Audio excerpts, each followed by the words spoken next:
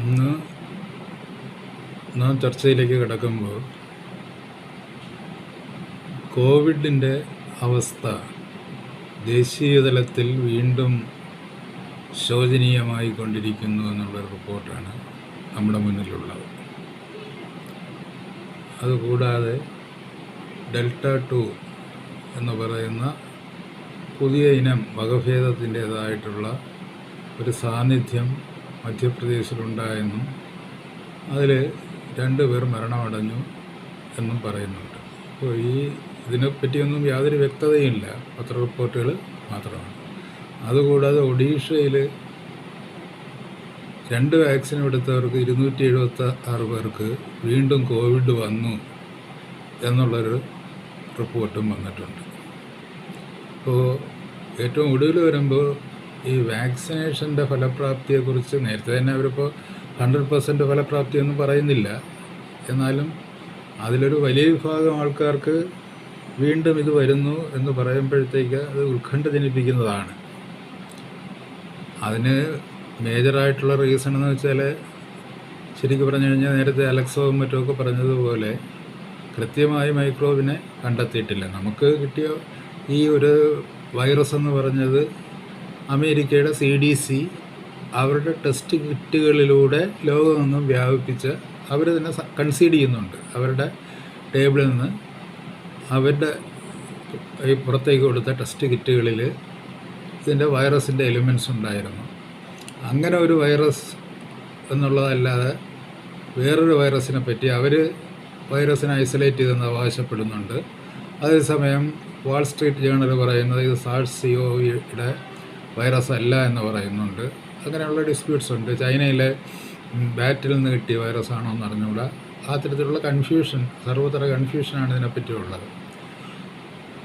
ആകെ നോക്കുമ്പോൾ ഇതൊരു മാനിപ്പുലേഷനാണ്, വളരെ വ്യക്തമാണ്. കാര്യം എന്ന് വെച്ച് കഴിഞ്ഞാൽ അത്രയ്ക്ക് വ്യക്തതയില്ലാത്ത തരത്തിൽ പല രാജ്യങ്ങളിലും പലതരത്തിലും പല രൂപത്തിലും വ്യാഖ്യാനിക്കപ്പെടുന്ന ഒരു മൈക്രോബാണ് ഇതിൻ്റെ പിന്നിലുള്ളത് എന്ന് പറയുമ്പോൾ തന്നെ അതിനെ ആധാരമാക്കി ചികിത്സ നിർണ്ണയിക്കുമ്പോഴും അതിനെ ആധാരമാക്കി വാക്സിനേഷൻ നമ്മൾ വ്യാപിപ്പിക്കുമ്പോഴും ഉണ്ടാകുന്ന പ്രത്യാഘാതങ്ങൾ എന്താ എന്നുള്ളതിനെപ്പറ്റി ഒരു തിട്ടമില്ലാത്ത അവസ്ഥയിലേക്ക്, അതായത് ഇപ്പോൾ ഈ മനുഷ്യരാശി മൊത്തത്തിൽ ഈ പറഞ്ഞില്ലേ ഒരു ആശയക്കുഴപ്പത്തിലാക്കുന്ന തരത്തിലുള്ള വാർത്തകളാണ് ഇതിനെ സംബന്ധിച്ച്. ഇതുവരെ ഇപ്പോൾ നമ്മൾ ഇപ്പോൾ പ്ലേഗ് വരുന്നു, അല്ലെങ്കിൽ കഴിഞ്ഞതിന് ശേഷം ഇൻഫ്ലുവൻസ വരുന്നു, അതിലൊക്കെ നമുക്കൊരു ക്ലാരിറ്റി ഉണ്ടായിരുന്നു. ഈ രോഗത്തിൻ്റെ സ്വഭാവം ഇന്നതാണ്, ഇതിൻ്റെ പകർച്ചവ്യാധിയുടെ ശേഷി ഇതാണ്, ഇതിൻ്റെ പ്രഹരശേഷി ഇതാണ്, അതുകൊണ്ട് നമ്മൾ എന്തൊക്കെ ചെയ്യണം. പക്ഷേ ഇതിനെ സംബന്ധിച്ചിടത്തോളം പല കോണറുകളിൽ നിന്നും പലതരത്തിൽ, ഇപ്പോൾ ഇന്ത്യയിൽ തന്നെ ഇത് ഉണ്ടാക്കിയിട്ടുള്ള ഇമ്പാക്റ്റിനെ പറ്റി പല റിപ്പോർട്ട്സാണ് വരുന്നത്. ഒഡീഷയിൽ ഇത്രയും പേർക്ക് സംഭവിച്ചു, ചിലയിടത്ത് മരണം സംഭവിച്ചിട്ടുണ്ട് വാക്സിനേഷൻ എടുത്തവർക്ക്. ഇപ്പോൾ ഇവിടെ വാക്സിനേഷൻ എടുത്തതിന് ശേഷം മരണം സംഭവിച്ചു. പക്ഷേ വാക്സിനേഷൻ കാരണമാണ് മരണമെന്നൊക്കെ പറയാൻ പറ്റില്ല. പക്ഷേ വാക്സിനേഷൻ എടുത്ത ഇവിടുത്തെ ബഹുഭൂരിപക്ഷം ആൾക്കാരും ഒരു കുഴപ്പമില്ലാതെ ഇരിക്കുന്നുമുണ്ട്. അതൊരു വസ്തുതയാണ്. It's A reality. ഇത് സേഫാണെന്ന് ചോദിച്ചാൽ ഇനി അവർക്ക് വരുമെന്ന് ചോദിച്ചു കഴിഞ്ഞാൽ അതിന് വ്യക്തമായ ഉത്തരം പറയാനായിട്ടൊരു ആൾക്കില്ല. അങ്ങനെയാണെങ്കിൽ വാട്ട് ഈസ് ദി അൾട്ടിമേറ്റ് ഈ ഓബ്ജക്റ്റീവ് ഓഫ് ഈ വാക്സിനേഷൻ എന്ന് പറഞ്ഞു കഴിഞ്ഞാൽ അതിന് കൃത്യമായ ഉത്തരമില്ല. എന്തായാലും വാക്സിനേഷൻ അങ്ങനെ പോട്ടെ. അത്രയും ഒരു കോൺഫിഡൻസ്, ഒരു ആത്മവിശ്വാസം നമ്മളിപ്പോൾ ബഹുഭൂരിപക്ഷത്തിനും അത് വലിയ പ്രശ്നങ്ങൾ ഉണ്ടാക്കിയിട്ടില്ല എന്ന് പറയുന്നത് വളരെ ആശ്വാസകരമായൊരു വാർത്തയാണ്. എന്നാലും അതിന് നെഗറ്റീവായിട്ട് ഇപ്പോൾ 279 പേര് ഒഡീഷയിൽ ഇത് കഴിഞ്ഞതിന് ശേഷം കോവിഡ് വന്നു എന്ന് പറഞ്ഞു കഴിഞ്ഞാൽ പിന്നെ they would be generating new types of covid. അതിൻ്റെ ഒരു അസംഷൻ അതേ പറയാൻ പറ്റൂ. അപ്പോൾ അതിനിടയിലാണ് ആ ഹിന്ദുവിൻ്റെ ഇന്നലത്തെ റിപ്പോർട്ട് ഏതാണ്ട് അതിൻ്റെ ഒരു കോൺട്രഡിക്ഷൻ പോലെ. ഇന്നലെ തന്നെ ഈ ഇൻവെർട്ടഡ് കോമയ്ക്കകത്തൊരു എക്സസ് ഡെത്ത് എന്നും പറഞ്ഞ് അവർ ഈ സിവിൽ രജിസ്ട്രേഷൻ ഓഫീസിൽ നിന്ന് കിട്ടുന്ന കണക്കാണ്. അതിനൊന്നും യാതൊരു ആധികാരികതയില്ല. കാര്യം വെച്ച് കഴിഞ്ഞാൽ ഒരു മെഡിക്കൽ റിപ്പോർട്ടിൻ്റെ അടിസ്ഥാനത്തിൽ കൃത്യമായിട്ടാണോ ഇത് ഉണ്ടാക്കുന്നുള്ളത്. എന്നുവെച്ചാൽ മോർബിഡിറ്റി ഇടത്തിൽ എക്സസ് ഉണ്ടായിട്ടുണ്ടോ എന്നുള്ളതാണ് പ്രശ്നം, അല്ല ടോട്ടൽ എക്സസ് ഡെത്ത് എന്നുള്ളതല്ല പ്രശ്നം. ഓവറോൾ ഡെത്തിൽ ഇത് വർധന ഉണ്ടായിട്ടില്ല എന്ന് പറഞ്ഞപ്പോഴത്തേക്ക് ഇവിടെ ആദ്യത്തെ വാദം പൊളിഞ്ഞു. അത് കഴിഞ്ഞിട്ട് ഇപ്പോൾ എക്സസ് ഡെത്ത് എന്ന് പറഞ്ഞൊരു ഇത് കൊണ്ടുവന്നിട്ടുണ്ട്. അതായത് ഇപ്പോൾ കഴിഞ്ഞ വർഷം വരെ പറഞ്ഞാൽ 8000-ൽ കൂടുതൽ ആൾക്കാരാണ് ഈ എക്സസ് ഡെത്ത് വിഭാഗത്തിൽ പെടുന്നതെങ്കിൽ ഇപ്പോൾ 13,000-ലധികം പേര് എക്സസ് ഡെത്തിൽ വിഭാഗത്തിൽ പെടുന്നുണ്ട്. അങ്ങനെ വന്നു കഴിഞ്ഞാലും 5000 പേരുടെ എക്സസ് ഡെത്ത് ഉണ്ടായിട്ടുണ്ട്. അങ്ങനെ വരുമ്പോൾ ഇന്നലെ പറഞ്ഞില്ലേ, ഈ അടുത്ത കാലത്ത് ആത്മഹത്യ ചെയ്ത പെൺകുട്ടികളുടെ കാര്യം, ആത്മഹത്യ ചെയ്ത യുവാക്കന്മാരുടെ, ആത്മഹത്യ ചെയ്ത കുടുംബങ്ങളുടെ, ഇതൊക്കെ ഈ എക്സസ്ഡത്തിൽ വരും. ഇത് മോർബിഡിറ്റി ഡെത്ത്സ് അല്ല.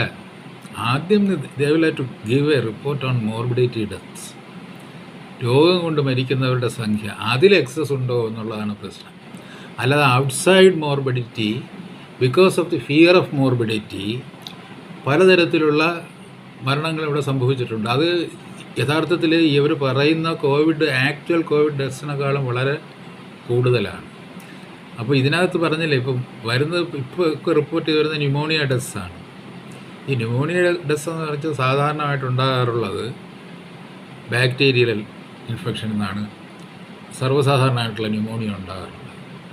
അപ്പോൾ ന്യൂമോണിയ ഉണ്ടാകാനുള്ള കാരണം എന്താണെന്ന് ചോദിച്ചു കഴിഞ്ഞാൽ, അതിലൊരു പ്രത്യേക ഘട്ടത്തിൽ പറഞ്ഞില്ല, ഇപ്പോൾ ഇന്ന് വന്നിരിക്കുന്ന റിപ്പോർട്ട് അനുസരിച്ചാണെങ്കിൽ നെഗറ്റീവ് എന്നും പറഞ്ഞ് ആശുപത്രി വിട്ടുപോയ ആൾ മരിക്കുന്നു.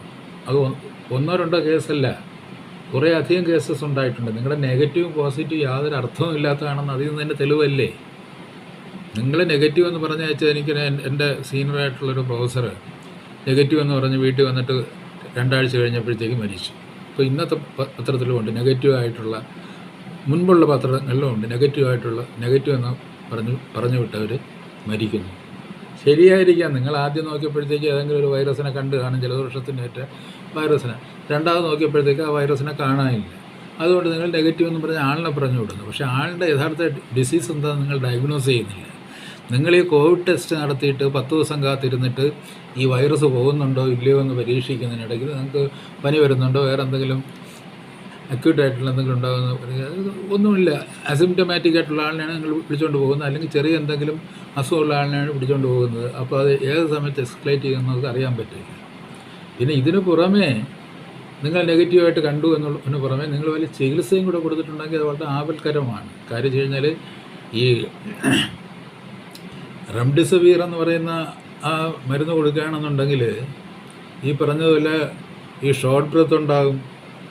ഷോർട്ട് ബ്രത്തിന് പുറമേ ഈ ബ്ലഡിലെ ഓക്സിജൻ കുറവായ ഒരു സ്ഥിതിവിശേഷം ഉണ്ടാകാം. ന്യൂമോണിയ എന്ന് പറയുന്നത് ബ്ലഡിൽ ഓക്സിജൻ കുറവായിരിക്കുന്ന ഒരു അവസ്ഥയും കൂടെ അതിനകത്ത് അസോസിയേറ്റ് ചെയ്ത് വരുന്നുണ്ട്. അപ്പോൾ ഈ ന്യൂമോണിയ പിടിപെട്ടാണ് മിക്കവാറും പേര് മരിക്കുന്നത്. ഇപ്പോൾ കോസ് ഓഫ് ഡെത്ത് എന്ന് പറഞ്ഞു കഴിഞ്ഞാൽ ന്യൂമോണിയ എന്നാണ് എഴുതേണ്ടത്. നെഗറ്റീവ് ആയിക്കഴിഞ്ഞതിന് ശേഷം ന്യൂമോണിയ വന്ന് മരിച്ചു എന്ന് പറഞ്ഞു കഴിഞ്ഞാൽ നിങ്ങൾ എന്ത് എഴുതും? കോസ് ഓഫ് ഡെത്ത് കോവിഡ് എന്നാണ്. ഇവിടെ കോവിഡ് എന്നാണ് എഴുതുന്നത്. കോവിഡ് എന്ന് എഴുതാൻ പാടില്ല. കാര്യം വെച്ച് കഴിഞ്ഞാൽ നിങ്ങളുടെ ടെസ്റ്റ് എന്ന് പറയുന്നത് പോസിറ്റീവ് ആയാലും നെഗറ്റീവ് ആയാലും യാതൊരു അർത്ഥവും ഇല്ലാത്തൊരു അഭ്യാസമാണെന്ന് ആദ്യം മുതലേ പറയുന്നുണ്ട്. അങ്ങനെ ഒരു ടെസ്റ്റ് നടത്തിയിട്ട് ജനങ്ങളെ പരീക്ഷിക്കരുത്. അത് ഫെയിലിയർ ആണെന്നുള്ളതിൻ്റെ ഏറ്റവും വലിയ തെളിവാണിത്. കൺസിക്യൂട്ടീവായിട്ട് ഇപ്പോൾ തുടർച്ചയായിട്ട് വരുന്ന പത്ര റിപ്പോർട്ടുകളിൽ നെഗറ്റീവായിട്ടുള്ള ആൾക്കാർ വീട്ടിൽ പോയിട്ട് മരിക്കുന്നു. അവർക്ക് പിന്നെ ഇവിടെ ന്യൂമോണിയ വരുന്നു. അപ്പോൾ അവർ യഥാർത്ഥത്തിൽ ബാക്ടീരിയൽ ന്യൂമോണിയ ഇൻഫെക്റ്റഡ് ആയിരിക്കും. അവർക്ക് അതിനുള്ള ചികിത്സ കൊടുക്കുന്നതിന് വരെ നിങ്ങൾ റെംഡെസിവിർ കൊടുത്ത് വിടുന്നു. അപ്പോൾ അതിൽ കുറേ പേര് ഈ പറഞ്ഞ റെംഡെസിവിറിൻ്റെ ഇമ്പാക്റ്റ് കൊണ്ട് തന്നെ ഇത് പറഞ്ഞില്ലേ, ഏതാണ്ട് സബ്ഡ്യൂഡായിട്ട് കിടക്കുന്ന ഈ ന്യൂമോണിയയുടെ എലിമെൻറ്റ്സ് അത് റിവൈവ് ചെയ്തിട്ട് ന്യൂമോണിയ വന്ന് മരിക്കുന്നു. ഇതാണ് സംഭവിച്ചുകൊണ്ടിരിക്കുന്നത്. ഇത് സ്വാഭാവികമായിട്ട് അല്ലെന്ന് വലിയ വൈദ്യശാസ്ത്രജ്ഞന്മാരോ എന്ന് പറയട്ടെ. അതുകൊണ്ടാണ് ഞാൻ ഇന്നലെ പറഞ്ഞതുപോലെ ഇതിൽ ഏറ്റവും കൃത്യമായിട്ടുള്ളത് ഈ RT-PCR ഡിപ്പെൻഡ് ചെയ്യേണ്ട. RT-PCR is the only dependable. അതായത് അവർ പറയുന്നതനുസരിച്ച്, അതായത് WHO പറയുന്നതനുസരിച്ച് ഡിപ്പെൻഡബിൾ ആയിട്ടുള്ള ഓൺലി ടെസ്റ്റ് എന്ന് പറയുന്നത് RT-PCR. RT-PCR ചെയ്യുന്നത് നിങ്ങൾ സാധാരണഗതിയിൽ, അതായത് ഒരു 90% ന്യൂമോണിയയും ഈ പറഞ്ഞില്ലേ ബാക്ടീരിയൽ, ഒരു പർട്ടിക്കുലർ ബാക്ടീരിയയിൽ നിന്നാണ് ഉണ്ടാകുന്നത്. അപ്പോൾ നിങ്ങൾ വരുമ്പോഴത്തേക്ക് നിങ്ങളുടെ ഈ പ്രാഥമികമായ ലക്ഷണങ്ങൾ മുഴുവൻ ന്യൂമോണിയയുടെ ലക്ഷണങ്ങളാണ് ഇതുമായിട്ട് അസോസിയേറ്റ് ചെയ്ത് വരുന്നത്. അപ്പോൾ ആ തരത്തിലൊരു ഇൻഫെക്ഷൻ ഉണ്ടോ എന്ന് പരിശോധിച്ച് അതില്ല എന്ന് കാണുമ്പോൾ ഇൻകൺക്ലൂസീവായിട്ട് വരുമ്പോൾ അങ്ങനെയാണെങ്കിൽ ഇത് വൈറലാണോ ഫംഗൈ ആണോ എന്നുള്ളത് നിങ്ങൾക്ക് നോക്കാം. അതിനകത്ത് യുക്തിയുണ്ട്. അതായത് ഇപ്പോൾ പറഞ്ഞില്ലേ, ഇപ്പോൾ 90% പേർക്കും ന്യൂമോണിയയുടെ ലക്ഷണങ്ങൾ കാണുന്നുണ്ടെങ്കിൽ അത് മിക്കവാറും 90% പേർക്കും ഈ കേരളത്തിൽ പരമ്പരാഗതമായിട്ട് വരുന്ന ന്യൂമോണിയ എന്ന് പറയുന്നത് ബാക്ടീരിയൽ ന്യൂമോണിയ ആണ്. അപ്പോൾ ആദ്യം നമ്മൾ പറഞ്ഞില്ലേ, നമ്മളിതുവരെ കണ്ടെത്തിയിട്ടില്ലാത്ത ഒരു വൈറൽ ന്യൂമോണിയയെ പറ്റി ആലോചിക്കുന്നതിന് പകരം സാധാരണ വരാറുള്ള ന്യൂമോണിയ ആണോ ഇതെന്ന് ആദ്യം പരിശോധിക്കണം. അല്ലെങ്കിൽ ആ ന്യൂമോണിയയുടെ ലക്ഷണങ്ങളാണോ കാണുന്നത്, അതിൻ്റെ എന്തെങ്കിലും ഇൻഫെക്ഷൻ്റെ ട്രേസസ് ഈ രോഗിയിലുണ്ടോയെന്ന് പരിശോധിക്കണം. പരിശോധിച്ചതിന് ശേഷം അതില്ല എന്ന് കണ്ടു കഴിഞ്ഞാൽ നമ്മൾ മറ്റു ചികിത്സ ഇവിടെ കൊടുക്കണം. അപ്പോൾ അങ്ങനെ വരുമ്പോൾ നമ്മൾ RT-PCR വേറെ എന്തെങ്കിലുമൊക്കെ കൊടുക്കണം. അത് തന്നെ ഇപ്പോൾ റെംഡെസിവിറിനെ പറ്റി 2 തരത്തിലാണ് പ്രയോഗിക്കുന്നവർ തന്നെ 2 തരത്തിലാണ് പറയുന്നത്. അതായത് അത് മറ്റുള്ളതിനോടൊപ്പം കൊടുത്തു കഴിഞ്ഞാൽ ഇത് വേഗത്തിൽ സുഖമാകുന്നതിന് പ്രയോജനപ്പെടുമെന്ന് ഒരു കൂട്ടർ മോഡറേറ്റർ ആയിരിക്കും. വേറൊരു കൂട്ടർ അതല്ല, ഇത് ഭയങ്കരമായിട്ട് കൂടി വരുമ്പോൾ റെംഡെസിവിർ കൊടുത്തു കഴിഞ്ഞാൽ രോഗി രക്ഷപ്പെടുമെന്നുള്ളൊരു വേറൊരു അഭിപ്രായം. ഇത് കൊടുക്കണ്ട എന്ന് WHO. എന്തായാലും നമ്മൾ കൊടുത്ത ആളിനെ കൊല്ലും എന്ന് പിണറായി വിജയൻ.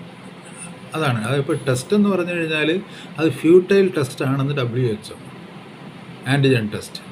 എന്നാലും ഞാൻ ടെസ്റ്റ് കൊടുക്കും. 1,00,000 പേർക്ക് ഞാൻ ടെസ്റ്റ് കൊടുത്തിട്ട് അസിംറ്റമാറ്റിക് ആയിട്ട്, നിങ്ങൾ അതിൽ വരുന്ന ഏറ്റവും വലിയ ക്രൂരത എന്ന് പറയുന്നത് അസിംറ്റമാറ്റിക്, ഒരു ലക്ഷണമില്ലാത്ത ആളിനെ നിങ്ങൾ ഒരു ടെസ്റ്റിൻ്റെ പേരിൽ രോഗി എന്ന് പറഞ്ഞ് മുദ്രയടിച്ചിട്ട് ഇതിൻ്റെ പരിചരണത്തിൻ്റെ ഒരു സ്ട്രെസ്സിലേക്ക് കൊണ്ടുപോകണം. എനിക്ക് സ്ട്രെസ്, ഈ പരിചരണം എന്ന് പറയുന്ന ഒരു സ്ട്രെസ്സാണ്.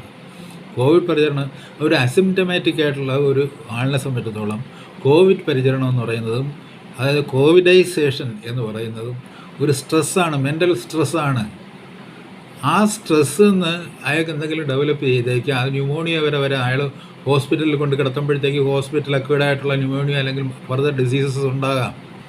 അപ്പോൾ നിങ്ങൾ ഒരു രോഗമില്ലാത്ത ഒരാളിനെ, അസിംറ്റമാറ്റിക് ആയിട്ടുള്ള ആളിനെ നിങ്ങൾ വളരെ ഫേക്കാണെന്ന് സാർവത്രികമായിട്ട് പറയുന്ന ഒരു ടെസ്റ്റിൻ്റെ അടിസ്ഥാനത്തിൽ നിങ്ങൾ അയാളെ പിടിച്ചുകൊണ്ട് കിടത്തുകയാണ്.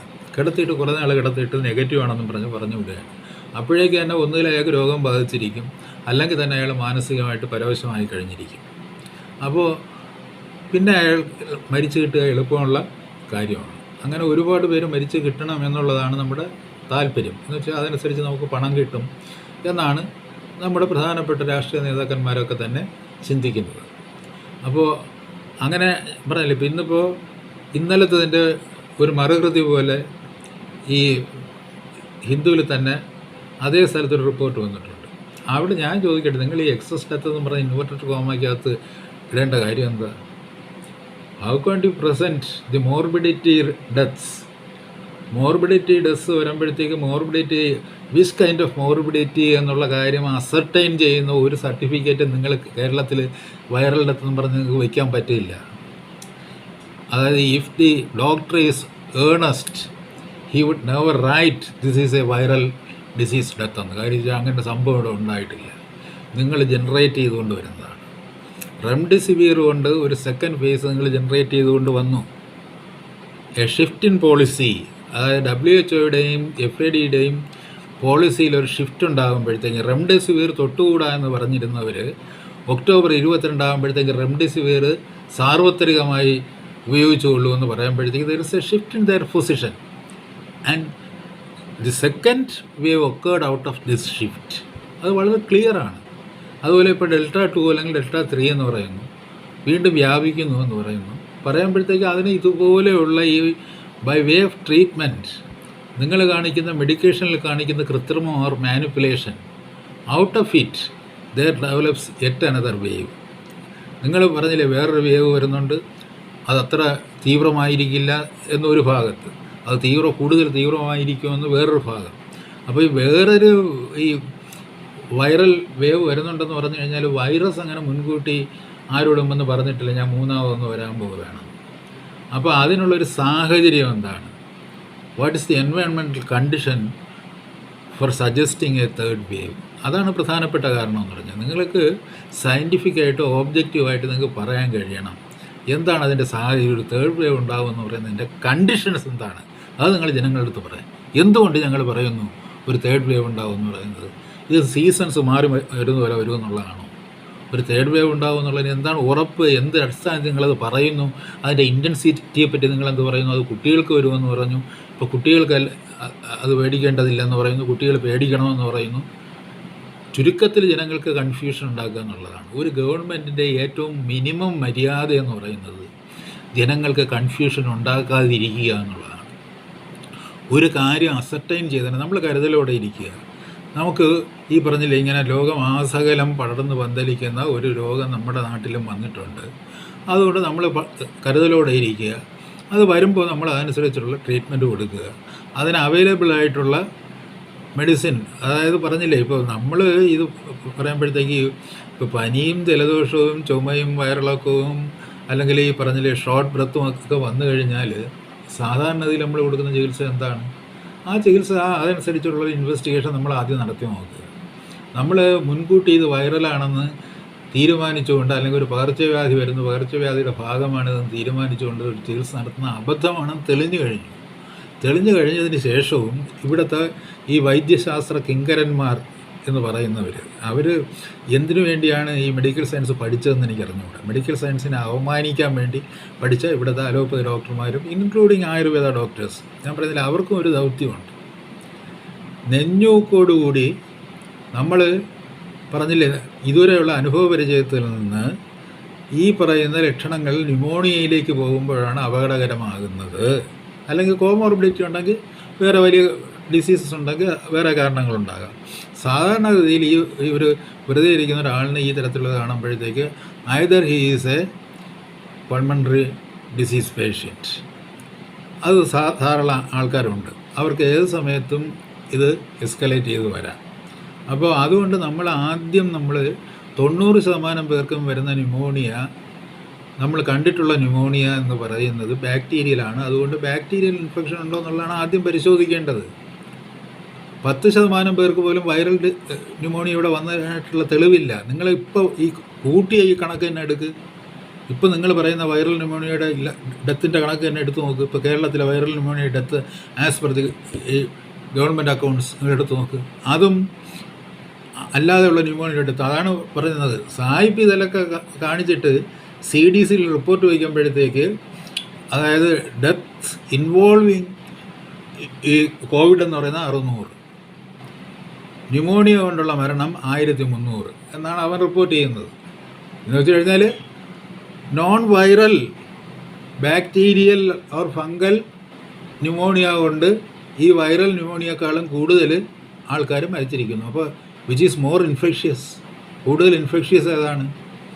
ഈ വൈറൽ ന്യൂമോണിയ ആണോ ബാക്ടീരിയൽ ന്യൂമോണിയ ആണോ? ബാക്ടീരിയൽ ന്യൂമോണിയ ആണ് എല്ലാ കാലത്തും കൂടുതൽ ഇൻഫെക്ഷ്യസ് ആയിട്ടുള്ള. It is infectious. You can acquire it from your hospital, from mechanical tubulation, from ventilation. ഓരോ ഘട്ടത്തിലും നിങ്ങൾക്ക് അത് അക്വയർ ചെയ്യാൻ പറ്റും. നിങ്ങൾ ആവശ്യമില്ലാത്ത ഒരാളിനെ പിടിച്ച് വെന്റിലേറ്ററിൽ എടുത്തു കഴിഞ്ഞാൽ അവിടെ നിന്ന് പിടിച്ചു വരാം. കാര്യം വെച്ച് കഴിഞ്ഞാൽ ഈ പറഞ്ഞ നിങ്ങൾ കൊടുക്കുന്ന ഈ ഓക്സിജൻ സപ്ലൈയും മറ്റുമൊക്കെ എന്ന് പറയുന്നത് പറഞ്ഞില്ലേ ഓക്സിജൻ ഡെഫിഷ്യൻസി കൊണ്ടാണ് വരുന്നതെങ്കിൽ there is a crisis and it may turn to pneumonia. അപ്പോൾ ആ പല തരത്തിലും ന്യൂമോണിയ വരുമ്പോഴത്തേക്ക് സ്വാഭാവികമായിട്ടും എന്തായാലും കേരളത്തിലെ ഇതുവരെയുള്ള കണക്ക് പ്രകാരം നിങ്ങളിപ്പോൾ കേരളത്തിൽ ഒരു 25,000 പേര് അല്ലെങ്കിൽ 50,000 പേര് വൈറൽ ന്യൂമോണിയ കൊണ്ട് മരിച്ചെന്ന് പറഞ്ഞു കഴിഞ്ഞാലും കേരളത്തിൻ്റെ ന്യൂമോണിയയുടെ ഹിസ്റ്ററി എടുത്ത് നോക്കുകയാണെങ്കിൽ അതിനേക്കാളും കൂടുതൽ ആൾക്കാർ ബാക്ടീരിയൽ ന്യൂമോണിയ കൊണ്ട് മരിച്ചിട്ടുണ്ട്. അപ്പം bacterial pneumonia is still more infectious. അപ്പോൾ നിങ്ങൾ കൂടുതൽ ഇൻഫെക്ഷ്യസ് ആയിട്ടുള്ള ന്യൂമോണിയയ്ക്ക് ഉള്ള ചികിത്സ ആദ്യം തുടങ്ങുക. അത് സസ്പെക്റ്റ് ചെയ്തിട്ട് ആദ്യം അത് ചെയ്യുക. അത് കഴിഞ്ഞിട്ട് അതല്ലാന്ന് നിങ്ങൾക്ക് ബോധ്യപ്പെടുമ്പോഴത്തേക്ക് ഏതാണെന്ന് ട്രേസ് ചെയ്യാൻ വേണ്ടി വൈറൽ ന്യൂമോണിയയുടെ RT-PCR നിങ്ങൾ ചെയ്തു നോക്കുക അതാണ് ഡോക്ടേഴ്സ് പറയുന്നത്, പരിചയസമ്പന്നരായ ഡോക്ടേഴ്സ് പറയുന്നത്. അതാണ് സാധാരണ ഇത് ചെയ്യേണ്ടത്. നിങ്ങൾ ആവശ്യമില്ലാതെ ഒരാൾ പോസിറ്റീവാണ് നെഗറ്റീവാണ് പോസിറ്റീവാണെന്ന് പറഞ്ഞാൽ അങ്ങോട്ടും ഇങ്ങോട്ടും തട്ടിക്കളിച്ചിട്ട് മനുഷ്യൻ്റെ സ്വൈരം കെടുത്തി, ജീവിതത്തിൻ്റെ സ്വൈരം കെടുത്തി കുറേ കഴിഞ്ഞിട്ട് നീ നെഗറ്റീവാണ് എണീറ്റ് പോകുന്നു പറയുന്നു. അയാൾ വീട്ടിൽ ചെന്ന് മരിച്ചു വീഴുന്നു. ഇവിടെ പറഞ്ഞില്ലേ പാരിപ്പള്ളിയിലെ ആദ്യത്തെ കേസ് തന്നെ എന്താണ്? നെഗറ്റീവ് എന്നും പറഞ്ഞ് അയാൾ ഡിസ്ചാർജ് ചെയ്ത് അയാൾ വീട്ടിൽ പോകാൻ കാത്തിരിക്കുമ്പോൾ അയാൾ കുഴഞ്ഞു വീണ് മരിച്ചു. He has got some disease. അത് ഏത് ഡിസീസാണെന്ന് നിങ്ങൾ ഐഡൻറ്റിഫൈ ചെയ്തിട്ടില്ല. ഐഡൻറ്റിഫൈ ചെയ്യാതെ നിങ്ങളത് വൈറൽ ആയിട്ടുള്ള ഡിസീസാണെന്നും പറഞ്ഞ് നോക്കി അവസാനം വൈറസ് ഇല്ലെന്ന് പറഞ്ഞു കഴിഞ്ഞാൽ അത് നിങ്ങളുടെ കണ്ടുപിടുത്തം കറക്റ്റായിരിക്കണമെന്നില്ല. വൈറസ് ഉണ്ടായാലും നിങ്ങൾ കണ്ടുപിടിക്കാൻ പോകുന്നില്ല. നിങ്ങളുടെ ഈ ടെസ്റ്റ് കൊണ്ടൊന്നും വൈറസ് കണ്ടുപിടിക്കാൻ പറ്റില്ല. അത് വളരെ കൃത്യമായിട്ട് ജോലി ചെയ്താലേ കണ്ടുപിടിക്കാൻ പറ്റും.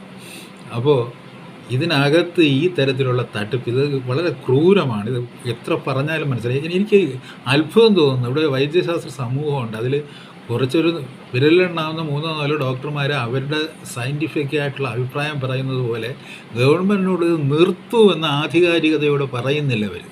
അവർക്കറിയാം 90% ബാക്ടീരിയൽ ന്യൂമോണിയാണ് ഉണ്ടാകുന്നത്. ഇത് പറഞ്ഞില്ല, ഈ പറയുന്ന രോഗം നിങ്ങൾ പറയുന്ന രോഗലക്ഷണങ്ങളുള്ള ഒരാളിന് അത് കടുത്താൽ സംഭവിക്കുന്നത് സ്വാഭാവികമായിട്ടും ന്യൂമോണിയ ആണ്. അതായത് ഇപ്പോൾ ഒരു ക്യാൻസർ ഡെത്ത് ഉണ്ടാകുകയാണെങ്കിലോ അല്ലെങ്കിൽ വേറെ ഏതെങ്കിലും തരത്തിൽ ഒരു ഈ ലിവറിൻ്റെ ഡിസീസ് എന്നുള്ളൊരു ഡെത്ത് ഉണ്ടാകുമ്പോഴോ അതിലൊക്കെ അവസാനം ഒരു ഘട്ടം വരുമ്പോൾ ഒരു ന്യൂമോണിയ വരും, ന്യൂമോണിക് ഡെസ്സായിട്ട് വരും. അപ്പോൾ അതുകൊണ്ട് നമ്മൾ ആദ്യം മനസ്സിലാക്കേണ്ടുന്നത് ന്യൂമോണിയ എന്ന് പറയുന്നത് സർവ്വസാധാരണമായിട്ട് വരുന്നത്, ഏറ്റവും കൂടുതലായിട്ട് വരുന്നത് അത് ബാക്ടീരിയൽ ന്യൂമോണിയ ആണ്. അതുകൊണ്ട് ബാക്ടീരിയൽ ന്യൂമോണിയ ആണെന്നുള്ളതിനെപ്പറ്റി ആദ്യം നിങ്ങൾ ഇൻവെസ്റ്റിഗേഷൻ നടത്തുക.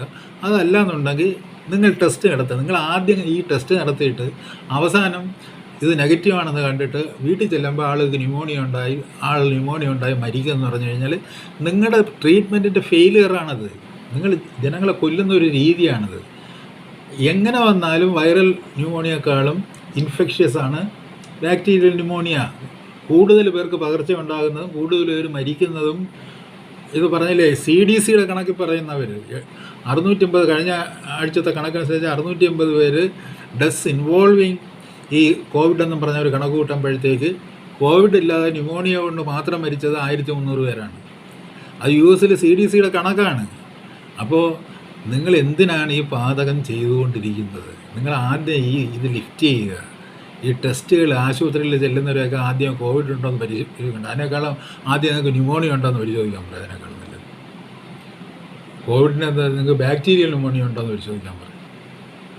അതിനും വളരെ സർവ്വസാധാരണമായിട്ടുള്ള ഒരു ഇതുണ്ട്. ഏറ്റവും കൂടുതൽ കോസ് ഉണ്ടാക്കുന്ന ഒരു പർട്ടിക്കുലർ ബാക്ടീരിയ ഉണ്ട്. അതിൻ്റെ പേര് ഞാൻ മറന്നുപോയി. എന്തോ സ്ട്രക്സോ എന്നോ തുടങ്ങുന്ന ഒരു ബാക്ടീരിയയാണ് ആ ബാക്ടീരിയൽ നെയിം. അതാണ് സർവ്വസാധാരണമായിട്ട് ഈ ബാക്ടീരിയൽ ന്യൂമോണിയ ഉണ്ടാക്കുന്നത്.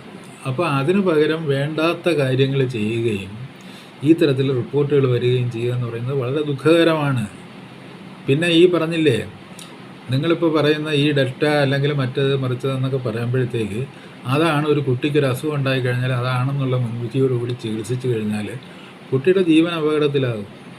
കുട്ടി നിങ്ങൾ ഏത് രോഗമെന്ന് ആദ്യം ഇൻവെസ്റ്റിഗേറ്റ് ചെയ്ത് അത് പറഞ്ഞില്ലേ സാധാരണ ഇതിൽ കുട്ടികൾക്ക് വരാവുന്ന രോഗമാണോ എന്ന് നോക്കിയിട്ട് അതാണെങ്കിൽ അവിടെ വെച്ച് ഐഡൻറ്റിഫൈ ചെയ്യുക. അത് കഴിഞ്ഞിട്ടില്ല എന്നുണ്ടെങ്കിൽ നമ്മൾ ഫർദർ ഇൻവെസ്റ്റിഗേഷൻ നടത്തിയാൽ മതി. വൈറലാണെങ്കിൽ വൈറലായിട്ടുള്ള ട്രീറ്റ്മെൻറ്റോട് കുട്ടികൾക്ക് വൈറലായിട്ടുള്ള ഇതൊക്കെ വന്നു കഴിഞ്ഞാൽ സാധാരണ ഗതിയിൽ നമുക്കെല്ലാം വൈറൽ ഡിസീസസ് വരുന്നുണ്ട്. ഇപ്പോൾ ഒരു ജലദോഷം വന്നു കഴിഞ്ഞാൽ ഇറ്റ്സ് എ വൈറൽ ഡിസീസ്. അത് കുറച്ചുകൂടെ കടുത്തു കഴിഞ്ഞാൽ അത് പനിയും ചുമയായിട്ട് മാറാം. ചുമ വരുമ്പോൾ കുറേ കൂടെ കടുക്കും. പിന്നെ വീണ്ടും അങ്ങോട്ട് പോകുമ്പോഴത്തേക്ക് പറഞ്ഞില്ലേ നമ്മുടെ ബ്ലഡിൻ്റെ ഓക്സിജൻ റേറ്റ് എന്ന് പറയുന്നത് കുറവായിട്ട് വരും. അതൊരു ഹൈപ്പോക്സിയ ആകാം, അല്ലെങ്കിൽ ഇതിൻ്റെ ബ്രത്ത് അറസ്റ്റ് ആകാം, കാർഡിയാക്ക് അറസ്റ്റ് ആകാം.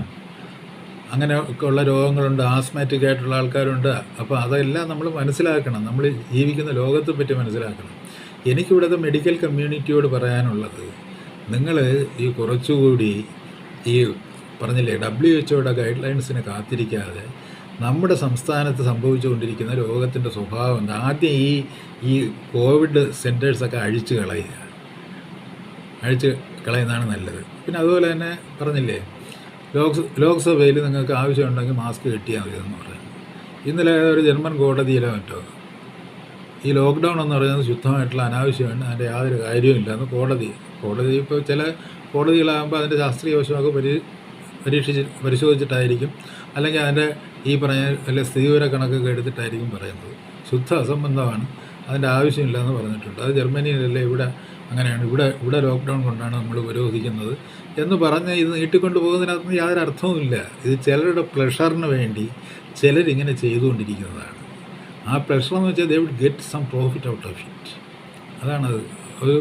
ഒരു രാജ്യത്തെ മുഴുവൻ ദുഃഖിപ്പിക്കുകയും വല്ലാത്തൊരവസ്ഥയിലെത്തിക്കുകയും പറയില്ല. ഇന്നിപ്പോൾ ശനി ഞായർ എന്ന് പറഞ്ഞാൽ വീണ്ടും അയാളതെല്ലാം പൂട്ടിക്കെട്ടുകയാണ്. എന്തിനാണ് 2 ദിവസം കൂടെ ജനങ്ങളുടെ കണ്ണീര് കാണുമ്പോൾ ഉണ്ടാകുന്ന ഒരു സുഖം. അതിനപ്പുറത്ത് ഈ ലോക്ക്ഡൗൺ കൊണ്ട് യാതൊരു പ്രയോജനവുമില്ല. അതുകൊണ്ട് മനുഷ്യൻ കുറേ കൂടി റിപ്രസ്ഡ് ആവുകയാണ്. അതിപ്പോൾ പറഞ്ഞില്ലേ, ഇപ്പോൾ ഈ കഴിഞ്ഞ കാലം ഇപ്പോൾ ഇന്നലെ പറഞ്ഞില്ലേ 2 പെൺകുട്ടികൾ കൂടി ഒരു കുഞ്ഞിൻ്റെ മരണവുമായിട്ട് ബന്ധപ്പെട്ട് 2 പെൺകുട്ടികൾ കൂടി ആത്മഹത്യ ചെയ്തു. സാഹചര്യം ദുരൂഹമാണ്. ഈ 2 പെൺകുട്ടികൾ എന്തിനാണ്, വേറൊരു പെൺകുട്ടിയാണ് പ്രസവിച്ചത്, അതിൻ്റെ കുഞ്ഞിനെയാണ് കൊന്നത്, അതിൻ്റെ അച്ഛൻ്റെ കുഞ്ഞ് തന്നെയാണെന്നുള്ള കാര്യം അച്ഛനും ആ കുട്ടിക്കും ഇതില്ല. പിന്നെ ഇവളെന്ത് കൊന്നു എന്ന് പറഞ്ഞു കഴിഞ്ഞാൽ അത് ഒരു ഫേസ്ബുക്ക് ഇതുപോലെ എല്ലാം ഒരു ഓൺലൈനാണ് ആകണമെന്നാണല്ലോ നമ്മുടെ മുഖ്യമന്ത്രി പറയുന്നത്. അപ്പോൾ എല്ലാം ഒരു ഓൺലൈൻ, അതിനൊന്നും കുറ്റമൊന്നുമില്ല. എല്ലാ കാര്യത്തിലും അതിൻ്റെ വൈസസും അതിൻ്റെ വെർച്യൂസും ഉണ്ടാകും. പക്ഷേ ഇത് വളരെ വലിയ തരത്തിൽ പെൺകുട്ടികളെ ഈ പറഞ്ഞില്ലേ സ്ത്രീധനത്തിലൂടെ കൊല്ലപ്പെടുന്ന പെൺകുട്ടികളെക്കാളും ഫേസ്ബുക്കിലൂടെ കൊല്ലപ്പെടുകയും വഞ്ചിക്കപ്പെടുകയും ചെയ്യുന്ന പെൺകുട്ടികളുടെ എണ്ണമാണ് കൂടുതൽ. അപ്പോൾ നമ്മൾ സ്ത്രീധനം വേണ്ടാന്ന് പറയുന്നു, പക്ഷേ അതുകൊണ്ട് നമുക്കിപ്പോൾ ഇത് മൊബൈൽ ഫോൺ വേണ്ടാന്ന് പറയാൻ പറ്റില്ല. സ്ത്രീധനം നമുക്ക് വേണ്ടാന്ന് നമുക്ക് പറയാം ഉറപ്പിച്ച്. പക്ഷെ മൊബൈൽ ഫോൺ എന്ന് പറയുന്നത് അത് നമ്മുടെ ജീവിതത്തിൻ്റെ ഒരു വളരെ പോസിറ്റീവായിട്ടുള്ള ഉപയോഗത്തിന് കൂടിയതാണ്. പക്ഷെ അതിലൂടെ കൊല്ലപ്പെടുകയും വഞ്ചിക്കപ്പെടുകയും ചെയ്യുന്ന പെൺകുട്ടികളുടെ എണ്ണം വളരെ വലുതാണ്. സ്ത്രീധനത്തിലൂടെ ഈ ദുരിതം അനുഭവിക്കുന്നതിനേക്കാളും കൂടുതൽ പേര് അതുകൊണ്ട് ദുരിതം അനുഭവിക്കുന്നുണ്ട്. ഞാൻ നേരത്തെ സൂചിപ്പിച്ചതുപോലെ കുട്ടികളെ ISSൽ വരെ റിക്രൂട്ട് ചെയ്തുകൊണ്ട് പോകുന്നത് ഒരു ഫേസ്ബുക്ക് പരിചയത്തിലാണ് ഇത് തുടങ്ങുന്നത്. ഒരു ഏലിയനായിട്ടുള്ള ഒരാൾ നിങ്ങളുമായിട്ട് ബന്ധം വയ്ക്കുന്നു, ഹായ് ഹായ് എന്നും പറഞ്ഞത് തുടങ്ങി നിങ്ങൾ അവസാനം ISൻ്റെ ക്യാമ്പിലാണ് എത്തിച്ചേരുന്നത്. ആ തരത്തിലുള്ള ഉപദ്രവങ്ങൾ ആ ഭാഗത്തു നിന്നുണ്ട്. അപ്പോൾ അത് നമുക്ക് എങ്ങനെ കർബ് ചെയ്യാമെന്നുള്ളത് നമ്മൾ ആലോചിക്കണം. അതിന് മൊബൈലിനെ കർബ് ചെയ്തുകൊണ്ട് ഒന്നും കാര്യമൊന്നുമില്ല. ഓൺലൈനിൽ ചെയ്യാവുന്ന നമ്മൾ ഓൺലൈനിലൂടെ ചെയ്യണം. പക്ഷേ ഓൺലൈനിൽ ചെയ്യാവുന്ന പോസിറ്റീവായിട്ടുള്ള കാര്യങ്ങൾ പോസിറ്റീവായിട്ട് ചെയ്യണം. ഇതിപ്പോൾ അങ്ങനെയല്ല ചെയ്യുന്നത്. എല്ലാം ചെയ്യുന്നത് തല തിരിച്ചാണ് ചെയ്യുന്നത്. എന്നുവെച്ചാൽ how everything can be misused. എങ്ങനെയാണ് വൈദ്യശാസ്ത്രത്തെ മിസ്യൂസ് ചെയ്യാൻ കഴിയുക? അതിൻ്റെ പരമാവധി മിസ്യൂസ് ചെയ്തുകൊണ്ടിരിക്കുന്ന ഒരു കാലഘട്ടത്തിൽ, ഒരു ഡിപ്രഷൻ്റെ കാലഘട്ടത്തിൽ ആത്മഹത്യയുടെ പരമ്പരകളുണ്ടാകുന്നു. ഇപ്പോൾ 2 പെൺകുട്ടികൾ കല്ലുവാതുക്കൽ ആത്മഹത്യ എന്ന് പറയുന്നത് അവർക്ക് അതിനു വേണ്ടിയുള്ള കാരണങ്ങളൊന്നുമില്ല, മനസ്സിലായില്ലേ? അങ്ങനെ പോയി ആത്മഹത്യ ചെയ്യേണ്ട കാരണങ്ങളില്ല. പക്ഷേ അത് വരുന്നത് ഈ ഒരു ഡിപ്രഷൻ്റെയും സ്ട്രെസ്സിൻ്റെയും ഒരു കാലഘട്ടത്തിലാണ്. ഇവർക്ക് ദെയർ ഇസ് നോ ഹോപ്പ്, ലൈഫിൽ ഒരു ഹോപ്പുമില്ല എന്നുള്ള തരത്തിൽ ജീവിതം അടഞ്ഞു പോകുന്നു എന്നുള്ള ഒരു സാഹചര്യത്തിലാണ് ഈ പെൺകുട്ടികൾ ആത്മഹത്യ ചെയ്യുന്നത്. അല്ലെങ്കിൽ അവർ ആത്മഹത്യ ചെയ്യേണ്ട കാര്യങ്ങളില്ല. ഒരുപാട് പെൺകുട്ടികൾ ആത്മഹത്യ ചെയ്യുന്നുണ്ട്. ഇപ്പോൾ സ്ത്രീധന വഴക്കുകളില്ലാത്ത വീടുകൾ ഈ കേരളത്തിലെ മധ്യവർഗത്തിൻ്റെ ഇടയിൽ ഒരു 50% വീടുകളിലും സ്ത്രീധന ലഹളകൾ നടക്കുന്നുണ്ട്. അതിലിപ്പോൾ പുരുഷന്മാരാണ് അതിൽ പ്രധാന പ്രതികളെന്ന് പറയാൻ പറ്റില്ല. അതിലൊരു major factor mother in law ആയിരിക്കും. ഫാദർ ഇൻ ലോ എന്ന് പറയുന്ന അമ്മായിയപ്പൻ ഇടപെടുന്നതിനേക്കാളും പെൺകുട്ടിയായിട്ട് കൂടുതൽ ഇടപെടുന്നത് മദർ ഇൻ ലോ ആണ്. അപ്പോൾ ഒരു മദർ ഇൻ ലോയെ അങ്ങനെ ഒരു അമ്മായിയമ്മയെ അങ്ങനെ പരുവപ്പെടുത്തി കൊണ്ടുവരുന്ന ഒരു സാമൂഹ്യ വ്യവസ്ഥയുണ്ട്. ആ സാമൂഹ്യ വ്യവസ്ഥയിൽ അമ്മയ്ക്ക് പൊറുതികേടുണ്ടാകുന്ന തരത്തിൽ, അമ്മായിയമ്മയ്ക്ക് പൊറുതികേടുണ്ടാകുന്ന തരത്തിൽ, മറ്റ് ഹ്യൂമനായിട്ടുള്ള ആ ക്വാളിറ്റീസ് അവർ വിട്രായുന്ന തരത്തിൽ ഉള്ള ഒരവസ്ഥ കൂടുതൽ രൂക്ഷമായിക്കൊണ്ടിരിക്കുകയാണ്. ആ അവസ്ഥ ഇല്ലെന്നല്ല, പണ്ടും ഉണ്ടായിരുന്നു. അത് കൂടുതൽ രൂക്ഷമായിക്കൊണ്ടിരിക്കുകയാണ്. ആ തരത്തിൽ കോൺഫ്ലിക്റ്റുകൾ ഉണ്ടായിക്കൊണ്ടിരിക്കുകയാണ്. പെൺകുട്ടികളെ സംബന്ധിച്ചിടത്തോളം പറഞ്ഞില്ല, അവരെ സംബന്ധിച്ചിടത്തോളം ജീവിതം എപ്പോഴും വേണമെങ്കിലും എറിഞ്ഞുടയ്ക്കാവുന്ന ഒരു സംഭവമാണ് എന്ന്. പെൺകുട്ടികൾ മാത്രമല്ല, ആൺകുട്ടികളും 1-2 പേര് കഴിഞ്ഞ ദിവസം ആത്മഹത്യ ചെയ്തു. എല്ലാ ആത്മഹത്യകളുടെയും കഥ വരുന്നില്ല. അങ്ങനെ വേണമെങ്കിൽ നിങ്ങൾ പറയുന്നതൊന്നുമല്ല എക്സസ് ഡെത്ത് എന്ന് പറയുന്നത്. നിങ്ങൾ എക്സസ് ഡെത്ത് എന്ന് പറയുമ്പോഴത്തേക്ക് അത് മോർബിഡിറ്റി ഡെത്ത് അല്ല. അത് കൂടുതലും കോവിഡ് ഡെത്താണെന്നൊക്കെ പറയുന്നതിനകത്തൊന്നും യാതൊരു അർത്ഥവുമില്ല. നിങ്ങൾ കോവിഡ് ഡെത്ത് എത്രയുണ്ടെന്ന് പറയുമ്പോഴത്തേക്ക് ഇപ്പുറത്തുള്ള മോർബിഡിറ്റി ഡെത്തിന് കുറവ് വരും. നിങ്ങളല്ലെങ്കിൽ മോർബിഡിറ്റി അക്കൗണ്ട്സ് എടുത്ത് നോക്ക്. കഴിഞ്ഞ കാലത്ത് 2015 മുതലുള്ള മോർബിഡിറ്റി, അത് കേരളം മരണനിരക്കിൽ ഏറ്റവും മുൻപന്തിയിൽ നിൽക്കുന്ന ഒരു സംസ്ഥാനമാണ്. അതും കൂടെ നമ്മൾ ആലോചിക്കണം. അത് മറ്റുള്ളവർ ശരിയായിട്ട് സീറോ കണക്ക് കൊടുക്കാത്തത് കൊണ്ടാണോ നമ്മൾ ശരിക്കും കൊടുക്കുന്നത് കൊണ്ടാണോ എന്നൊന്നും എനിക്കറിഞ്ഞുകൂടാ. ഇന്ത്യയിൽ മരണനിരക്കിൽ ഏറ്റവും മുൻപന്തി നിൽക്കുന്ന സംസ്ഥാനമാണ്. 2015 അങ്ങനെയാണ്, ഇപ്പോഴും അങ്ങനെയാണ്, ഏതാണ്ട് അങ്ങനെയാണ്. 2-3 സംസ്ഥാനങ്ങൾ മാത്രമേ, ഒഡീഷ, മഹാരാഷ്ട്ര, വലിയ 2-3 സംസ്ഥാനങ്ങൾ മാത്രമേ കേരളത്തിൻ്റെ മുന്നിലുള്ള മരണനിരക്കിൽ. പണ്ടും നമ്മൾ പറഞ്ഞില്ല, നമ്മൾ ആരോഗ്യത്തിൻ്റെ കാര്യത്തിൽ, ദീർഘായുസിൻ്റെ കാര്യത്തിലൊക്കെ നമ്മൾ വളരെ മുന്നേറിയിട്ടുണ്ട്. ആരോഗ്യരക്ഷയിൽ നമ്മൾ മുന്നേറിയിട്ടൊക്കെ ഉണ്ട്. പക്ഷേ മരണനിരക്കിൻ്റെ കാര്യത്തിൽ നമ്മൾ മുന്നേറിയിട്ടുണ്ട്. അപ്പോൾ ഇപ്പോൾ എക്സസ് ഡെത്തിൻ്റെ കാര്യം നിങ്ങൾ എടുക്കുമ്പോഴത്തേക്ക്, ഈ എക്സസ് ഡെത്ത് എന്ന് പറഞ്ഞ അഴകുഴമ്പ് ന്യായം പറയരുത്. മോർബിഡിറ്റി ഡെത്ത് എടുക്ക്. മോർബിഡിറ്റി ഡെത്ത് എടുത്ത് നിങ്ങൾ 8,000 പേരോ അല്ലെങ്കിൽ 12,000 പേരോ മോർബിഡിറ്റി കൊണ്ട്, ഈ ഒരു പർട്ടിക്കുലർ മോർബിഡിറ്റി കൊണ്ട് മരിച്ചെങ്കിൽ അതാണ് നിങ്ങളുടെ കണക്കൂട്ടലെങ്കിൽ, മറുഭാഗത്ത് മോർബിഡിറ്റി കൊണ്ട് മരിച്ചവരുടെ എണ്ണം കുറവായിരിക്കും. അവിടെ നിന്ന് ഇങ്ങോട്ട് വലിക്കുന്നതാണ് നിങ്ങൾ. അങ്ങനെയൊന്നും കണക്കുണ്ടാക്കരുത്. ഇതൊക്കെ ഗവൺമെൻറ് ചെയ്യുന്ന കുറ്റകൃത്യങ്ങളാണ്. കാര്യം വെച്ച് കഴിഞ്ഞാൽ ആരും എന്തും എഴുതി പിടിപ്പിക്കുക എന്നുള്ളതല്ല ഇതിൻ്റെ ജോലി എന്നാണ്. ഇത് പല പ്രാവശ്യം പറഞ്ഞിട്ടുള്ളതാണ്. വീണ്ടും പറയേണ്ടി വരുന്നതിൽ തീർച്ചയായിട്ടും പ്രയാസമുണ്ട്. രണ്ടാമത്തെ കാര്യം, CPM വളരെ പരിശുദ്ധമായൊരു പാർട്ടിയാണെന്ന് തെളിയിക്കപ്പെട്ടിരിക്കുകയാണ്. കാരണം CPMൽ ഏറ്റവും വലിയൊരു അപരാധം ചെയ്ത ഒരാൾ മാത്രമേ ഉള്ളൂ. അതായത് CPMൽ PK ശ്രീമതി എന്ന് പറയുന്ന ആരോഗ്യമന്ത്രി എന്തൊരു ഉജ്ജ്വല വാഗ്ദാനമായിരുന്നു നമുക്ക് നന്നായിട്ടറിയാം. ഇപ്പോൾ മറ്റു പല വനിതാ മന്ത്രിമാരും മാർക്സിസ്റ്റ് പാർട്ടിക്കുണ്ടായിരുന്നു, KR ഗൗരിയമ്മ മുതൽ ഇങ്ങോട്ടുള്ളവർ. അവരിൽ ആരുടെ പേരിലും കറപ്ഷൻ ചാർജ് നമുക്ക് ഉന്നയിക്കാൻ കഴിയാത്ത രീതിയിൽ അവർ വളരെ ജെൻറ്റിലായിട്ടാണ് കാര്യങ്ങൾ കൈകാര്യം ചെയ്തിരുന്നത്, മിക്കവാറുമുള്ള പാർട്ടിയുടെ വനിതാ മന്ത്രിമാരൊക്കെ. അങ്ങനെ അല്ലാത്ത വിഭാഗത്തിൽപ്പെടുന്ന വനിതാ മന്ത്രിയും ഉണ്ട്. ആ വനിതാ മന്ത്രി തിളയ്ക്കുകയാണ്. അങ്ങനെ ആ വിഭാഗത്തിൽപ്പെട്ട ഒരു വനിതാ മന്ത്രി തിളയ്ക്കുകയാണ്. എന്താണ്? ജോസഫൈനെന്തോ ഭയങ്കരമായിട്ടുള്ള കുറ്റം ചെയ്തു.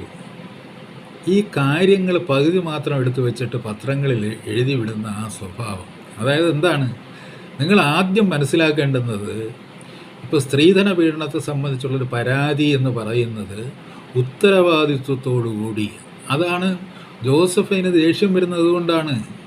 അങ്ങനെ ദേഷ്യം വന്നില്ലെങ്കിൽ അവർ ഒരു see that she's a judge, ഒരു ജഡ്ജിൻ്റെ പവറിലാണ് അവരിയ്ക്കുന്നത്, ചെയർമാൻ എന്നുള്ള രീതിയിൽ. ഒരു നീതിന്യായാധിപൻ്റേതായിട്ടുള്ള സ്ഥാനത്താണ് ഇരിക്കുന്നത്. ആ നീതിന്യായാധിപൻ്റെ സ്ഥാനത്തിരിക്കുമ്പോഴത്തേക്ക് നിങ്ങൾ ഒരു പെറ്റീഷൻ നിങ്ങൾ ഒരു കോടതിയിൽ ഹാജരാക്കുകയാണ്.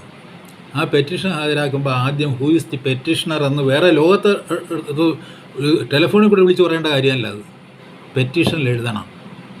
അത് ജഡ്ജിക്ക് വേണമെങ്കിൽ നിങ്ങളുടെ പേര് രഹസ്യമായിട്ട് സൂക്ഷിക്കാം. നിങ്ങളുടെ പേര് രഹസ്യമായിട്ട് സൂക്ഷിക്കേണ്ട ചുമതല നിങ്ങൾ മനോരമ പത്രത്തിനോ അല്ലെങ്കിൽ വേറെ ഏതെങ്കിലും മാധ്യമത്തിനോ കൊടുത്തിട്ട് നിങ്ങൾ ഒളിഞ്ഞിരുന്നുകൊണ്ട് ടെലിഫോണിൽ കൂടി ഈ ചെയർമാനെ വിളിക്കുകയും എന്നിട്ട് അത് റെക്കോർഡ് ചെയ്യുകയും ചെയ്യുമെന്ന് പറഞ്ഞാൽ ഇറ്റ് ഈസ് വളരെ ദുരുദ്ദേശപരമാണ്. അല്ലെങ്കിൽ നിങ്ങളത് എന്തിനു റെക്കോർഡ് ചെയ്യണം? നിങ്ങളുടെ ഗ്രീവൻസാണ് പ്രശ്നം, അതാണ് നിങ്ങളെ പിടിച്ചുലയ്ക്കുന്നതെങ്കിൽ. നിങ്ങൾ പറഞ്ഞില്ലേ, ഈ ഇവിടെ റിപ്പോർട്ട് ചെയ്ത 1-2 കേസുകളുണ്ട്. ഒന്നിൽ ഒരു പെൺകുട്ടി അവളുടെ ചിത്രം കൊടുക്കുന്നില്ല, അവൾ ജോസഫൈനുമായിട്ട് സംസാരിച്ചിട്ട് എന്തിനാ ഈ ജോസഫൈനുമായിട്ട് സംസാരിക്കുന്നതൊക്കെ റെക്കോർഡ് ചെയ്ത് വയ്ക്കുന്നത്? അത് മുൻകൂട്ടി ദുരുദ്ദേശപരമായിട്ട് it is intended to trap her, ഇൻറ്റൻഷണലാണ്. അവളുടെ പേരിൽ ദുരുദ്ദേശ പ്രേരിതമായിട്ടുള്ള ഒരു പ്രവർത്തനം നടത്തുന്നതിന് പേരിൽ ഈ പെൺകുട്ടിയുടെ പേരിലാണ് ആക്ഷൻ എടുക്കേണ്ടത്. അല്ലെങ്കിൽ അവളത് റെക്കോർഡ് ചെയ്യേണ്ട കാര്യമില്ലല്ലോ. വിളിക്കുമ്പോഴത്തേക്ക് പറഞ്ഞില്ലേ, ഇപ്പോൾ ഊരും പേരും ഒന്നും ഈ ടെലിഫോണിൽ കൂടെ പറയാൻ പറ്റില്ല. അങ്ങനെ വരുമ്പോഴത്തേക്ക് the complaint is invalid as far as A judge is concerned. She sitting as A judge. അവർക്ക് പുറത്ത് വന്ന് അങ്ങനെ പറയാമല്ലോ, ഹൈക്കോടതി ഇരിക്കുന്ന ഒരു ജഡ്ജിന് പുറത്ത് വന്ന് നിന്നിട്ട് ഈ ഇതിൻ്റെ ഒരു കേസിൻ്റെ കാര്യങ്ങൾ ഈ തരത്തിലൊരു വിസ്താരം നടത്താൻ അവകാശമില്ല എന്ന് പറയുന്നത് പോലെ ജോസഫൈനും അതിന് അവകാശമില്ല. ഒരു ഫോണിൻ പരിപാടിയിൽ പങ്കെടുത്തുകൊണ്ട് ഈ തരത്തിൽ വളരെ അവ്യവസ്ഥിതമായിട്ട് ഈ മാമൻ മാപ്പിളയുടെ പത്രത്തിന് ഈ കാഴ്ചക്കാരെ ഉണ്ടാക്കാൻ വേണ്ടി ഉള്ളൊരു പരിപാടിയിൽ ഈ ജോസഫൈൻ രാജിവെച്ചത് ശരിയാണ്. രാജിവെച്ചതിൻ്റെ ആദ്യത്തെ കുറ്റം അതാണ്. ഈ ഫോണിൻ പരിപാടിയിൽ പങ്കെടുത്തു എന്ന് പറയുന്നതാണ് അവർ ചെയ്ത റൂളിൻ്റെ വയലേഷൻ എന്ന് പറയുന്നത് അതാണ്. അതിൽ പങ്കെടുത്തു എന്നുള്ളതാണ്. അതിൽ പിന്നെ അവരെന്ത് പറഞ്ഞു ചോദിച്ചു എന്നുള്ള പ്രശ്നമില്ല. അവർ ഈ പറഞ്ഞതുപോലെ ഇതിൽ പങ്കെടുക്കണമെന്ന് ചിലപ്പോൾ പാർട്ടി അവരെ അഡ്വൈസ് ചെയ്ത് കാണും. അഡ്വൈസ് ചെയ്തിട്ടായിരിക്കും അവർ അതിൽ പോയി പങ്കെടുത്തത്. അല്ലെങ്കിൽ അവരറിയാതെ ഒരു ഫോണിൻ പരിപാടിയിലേക്ക് ട്രാപ്പ് ചെയ്യപ്പെട്ടതായിരിക്കും. അല്ലെങ്കിൽ തന്നെ അതൊരു പബ്ലിക്കായിട്ട് ഒരു മീഡിയ പ്ലാറ്റ്ഫോമിൽ ചർച്ച ചെയ്യേണ്ടതല്ല. ഒരു കുടുംബ പ്രശ്നമാണ്. സ്ത്രീധന പ്രശ്നം എന്ന് പറയുന്നൊരു കുടുംബ പ്രശ്നമാണ്. കുടുംബം എന്ന് പറയുന്നത് an area of privacy-ആണ്. അങ്ങനെ വരുമ്പോഴത്തേക്ക് നിങ്ങളുടെ മുമ്പിൽ ഒരു പെറ്റീഷൻ വരുമ്പോഴത്തേക്ക് who is the petitioner and the details of the petitioner as well as the respondent is suppose to be kept as a secret. സാധാരണഗതിയിൽ ഒരു രഹസ്യമായിട്ടാണ് കണക്കാക്കേണ്ടത്. അത് ജഡ്ജിൻ്റെ ഡിസ്ക്രിഷനാണ്. അത് എത്രത്തോളം പുറത്തു വിടണം. ഇന്ന് നിലവിലിരിക്കുന്ന നിയമം അനുസരിച്ച് ഒരു പെൺകുട്ടി അങ്ങനെ പീഡിപ്പിക്കപ്പെട്ടുവെങ്കിൽ she has a right to suppress her name and judge has also a right to suppress her name which is necessary. ആ ഒരു ഡിസ്ക്രിഷൻ്റെ പവർ ഒരു ജഡ്ജിനുണ്ട്. അത് വനിതാ കമ്മീഷൻ ചെയർമാനുമുണ്ട്. അങ്ങനെ ഇരിക്കെ അത് ചെയ്യുന്നതിന് പകരം ടെലിഫോണിൽ ഒളിഞ്ഞിരുന്നുകൊണ്ട് വിളിച്ചു പറയുക എന്ന് പറയുന്നത്, അത് വിളിച്ച് പറയിപ്പിക്കുന്ന ഈ പത്രത്തിനെതിരെ ആക്ഷൻ എടുക്കേണ്ടതാണ്. It cannot be done by a newspaper or a channel. അങ്ങനെ ചെയ്യാൻ പാടില്ല. അത് നിയമത്തിൻ്റെ നിഷേധമാണ്. കാര്യം വെച്ച് കഴിഞ്ഞാൽ it is a statutory body with quasi judicial power. അത് നമ്മൾ മനസ്സിലാക്കണം. ക്വാസി ജുഡീഷ്യൽ പവറുള്ള ഒരു സ്റ്റാറ്റ്യൂട്ടറി ബോഡിയാണ് വിമൻസ് കമ്മീഷൻ എന്ന് പറയുന്നത്. അതുകൊണ്ട് മനുഷ്യന് യാതൊരു പ്രയോജനമില്ല എന്നുള്ളൊരു കാര്യം വേറെ. ഇതുപോലെ കുറേ അധികം കമ്മീഷനുകൾ ഉണ്ടായിട്ടുണ്ട്. ഈ ഒരു കമ്മീഷൻ കൊണ്ടും മനുഷ്യന് യാതൊരു പ്രയോജനമില്ല. It is only a waste of public exchequer. അത് വേറൊരു കാര്യം. അത് ഞാൻ അതിലേക്ക് കിടക്കുന്നില്ല. പക്ഷേ as far as it is concerned, അത് എസ്റ്റാബ്ലിഷ് ചെയ്ത് കഴിഞ്ഞാൽ it is suppose to be a quasi judiciary commission. അതിൻ്റെ ക്വാസി ജുഡീഷ്യറി പവറുണ്ട്. And then she is suppose to be a judge. The chairman is supposed to be a judge, and when you file a complaint before a judge, it should not be presented through a phone-in program or you suppress your name and address to the judge herself. ജഡ്ജിനോട് തന്നെ ഇതെല്ലാം suppress ചെയ്ത് വെച്ചുകൊണ്ട് ഒളിച്ചിരുന്നുകൊണ്ട് ഒരു വിവരം വിളിച്ച് പറയുന്നത് തന്നെ അവിവേകമാണ്. അത് നിയമവിരുദ്ധമാണ്. ജഡ്ജ് അത് കേൾക്കുന്നത് നിയമവിരുദ്ധമാണ്. അതുകൊണ്ട് ജഡ്ജ് റിസൈൻ ചെയ്ത് ശരിയാണ്. അല്ലെങ്കിൽ തന്നെ ജോസഫിനെ പോലെയുള്ള ഒരുമാതിരി ഓണസ്റ്റ് ആൻഡ് സിൻസിയർ ആയിട്ടുള്ള ഒരു കോമ്രേഡിന് പറ്റിയ ജോലിയല്ല ഈ പാർട്ടി എന്ന് പറയുന്ന കുരിശ് ചുമക്കുന്നതിന്. പറഞ്ഞില്ല, ഇത്ര കാലം ചുമന്നതിന് അവർക്ക് ചില സാമ്പത്തിക ലാഭം ഉണ്ടാക്കുന്ന ഒരു പോസ്റ്റിൽ അവരെ കൊണ്ട് ഇരുത്തി. And it's a bribe paid to a bold or a courageous comrade. എന്തിനു വേണ്ടിയാണ്? അവരെ നിർവീര്യമാക്കാൻ വേണ്ടി കൊടുക്കുന്നൊരു പോസ്റ്റാണ്. ഇപ്പോൾ അച്യുതാനന്ദനെ ഭരണപരിഷ്കാര കമ്മീഷനാക്കുക എന്തിനാണ്? അദ്ദേഹത്തെ നിർവീര്യമാക്കാൻ വേണ്ടി കൊടുക്കുന്നൊരു പോസ്റ്റാണ്. ആളുകളെ ഈ ഒരു മാതിരി കാലിബറായിട്ടുള്ള വൈബ്രൻ്റ് ആയിട്ടുള്ള, ഞാൻ പറഞ്ഞില്ലേ, ഇപ്പോൾ അച്യുതാനന്ദന് എന്തൊക്കെ ദൂഷ്യങ്ങളുണ്ടായാലും ജോസഫിന് എന്തൊക്കെ ദൂഷ്യങ്ങളുണ്ടായാലും അവർക്കൊരു വൈബ്രൻ്റ് ആയിട്ടുള്ള ഒരു ക്യാരക്ടറുണ്ട്. അങ്ങനെയുള്ള ക്യാരക്ടർ ഉള്ളവരെ പിടിച്ച് ഓരോ കമ്മീഷൻ്റെ ചെയർമാനാക്കി പോസ്റ്റ് ചെയ്യുന്നത് അവരെ രാഷ്ട്രീയമായും ധാർമ്മികമായും നിർവീര്യമാക്കാനുള്ള ഒരു വിദ്യയാണ്, ഒരു അടവാണ്. ഇപ്പോൾ ഇന്നലെ ആരും പറയുന്നതായിട്ട് ശൈലജ ടീച്ചർ ആകെ ഉള്ള ഒരു സ്പോട്ട് ഓഫ്, പറഞ്ഞില്ലേ, ഒരു വെളിച്ചത്തിൻ്റെ ഒരു ചെറിയൊരു അവശിഷ്ടമാണ് ശൈലജ ടീച്ചർ എന്നാണ്. അവരെയും കൂടെ ഇവരുടെ സ്ഥാനത്ത് അവരെ പിടിച്ചാക്കാൻ പറയാണ്. ഇത് സുഗതകുമാരി മുതൽ ഇങ്ങോട്ട് പരീക്ഷിച്ചിട്ടുള്ളതാണ്. സുഗതകുമാരി ഇതിൻ്റെ ചെയർമാനായിട്ടിരുന്നിട്ട് അവർ അഭയ എന്ന് പറയുന്ന കേന്ദ്രം സ്വന്തം മകൾക്ക് വേണ്ടി ഒരു ട്രസ്റ്റ് ഉണ്ടാക്കി അത് മുഴുവൻ ചെയ്തു കഴിഞ്ഞപ്പോൾ അതിനെതിരെ പരാതി പറഞ്ഞ ആ പെൺകുട്ടികൾക്കെതിരെ എന്ത് ചെയ്തു എന്നുള്ളതിൻ്റെ ചരിത്രം നമ്മുടെ മുന്നിലുണ്ട്. അവരൊക്കെ മഹതികളായിട്ട് വാഴ്ത്തപ്പെടുകയാണ്, സുഗതകുമാരി ഉൾപ്പെടെ. സുഗതകുമാരിക്കെതിരെ ഒരുപാട് കംപ്ലയിൻറ്റ്സ് ഉണ്ടായിട്ടുണ്ട്. അത് ധനപരമായിട്ട് മറ്റുള്ളവരുടെ സ്വത്ത് കൈയടക്കുന്നത് ഉൾപ്പെടെ, അത് സ്വന്തം മകളുടെ പേരിലാക്കുന്നത് ഉൾപ്പെടെ, അല്ലാതെ പലരെയും പലതരത്തിൽ പീഡിപ്പിച്ച്, പല പെൺകുട്ടികളെയും പലതരത്തിൽ പീഡിപ്പിച്ചു എന്നുള്ള തരത്തിൽ അവരുടെ പേരിൽ പെൺകുട്ടികളെ പേഴ്സണലായിട്ട് പീഡിപ്പിച്ചു. ഇതുപോലെയൊന്നുമല്ല, ഇതൊരു വാക്കുകൊണ്ടുള്ളൊരു പീഡനമൊന്നുമല്ല. ഇതെന്താണ്? ഒരു പെൺകുട്ടി വിളിച്ച് പറയുകയാണ്, എനിക്ക് ഭർത്തൃപീഡനം ഉണ്ടായിട്ടുണ്ട്, അമ്മായിയമ്മയുടെ ഭാഗത്തുനിന്ന് പീഡനം ഉണ്ടായിട്ടുണ്ട്. ചെയർമാൻ ഈ പറഞ്ഞില്ലേ, ഒരു 1000 ഭാഗത്തു നിന്ന് ഓരോ കോളിങ്ങനെ തുടർച്ചയായിട്ട് വന്നുകൊണ്ടിരിക്കുകയാണ്. ജഡ്ജിൻ്റെ അവസ്ഥയാണ് നിങ്ങളൊന്ന് ആലോചിച്ച് നോക്ക്. ഇപ്പോൾ നിങ്ങളുടെ കോടതിയിലാണെങ്കിൽ ഒരു കേസ് എടുത്ത് വെച്ചിട്ട് ഡിസ്പോസ് ചെയ്തിട്ട് ആണ് അടുത്ത കേസ് എടുക്കുന്നത്. It is A time for it. അത് നോക്കാൻ ഇപ്പോൾ സമയമില്ലെങ്കിൽ അത് പോസ്റ്റ്പോൺ ചെയ്യും.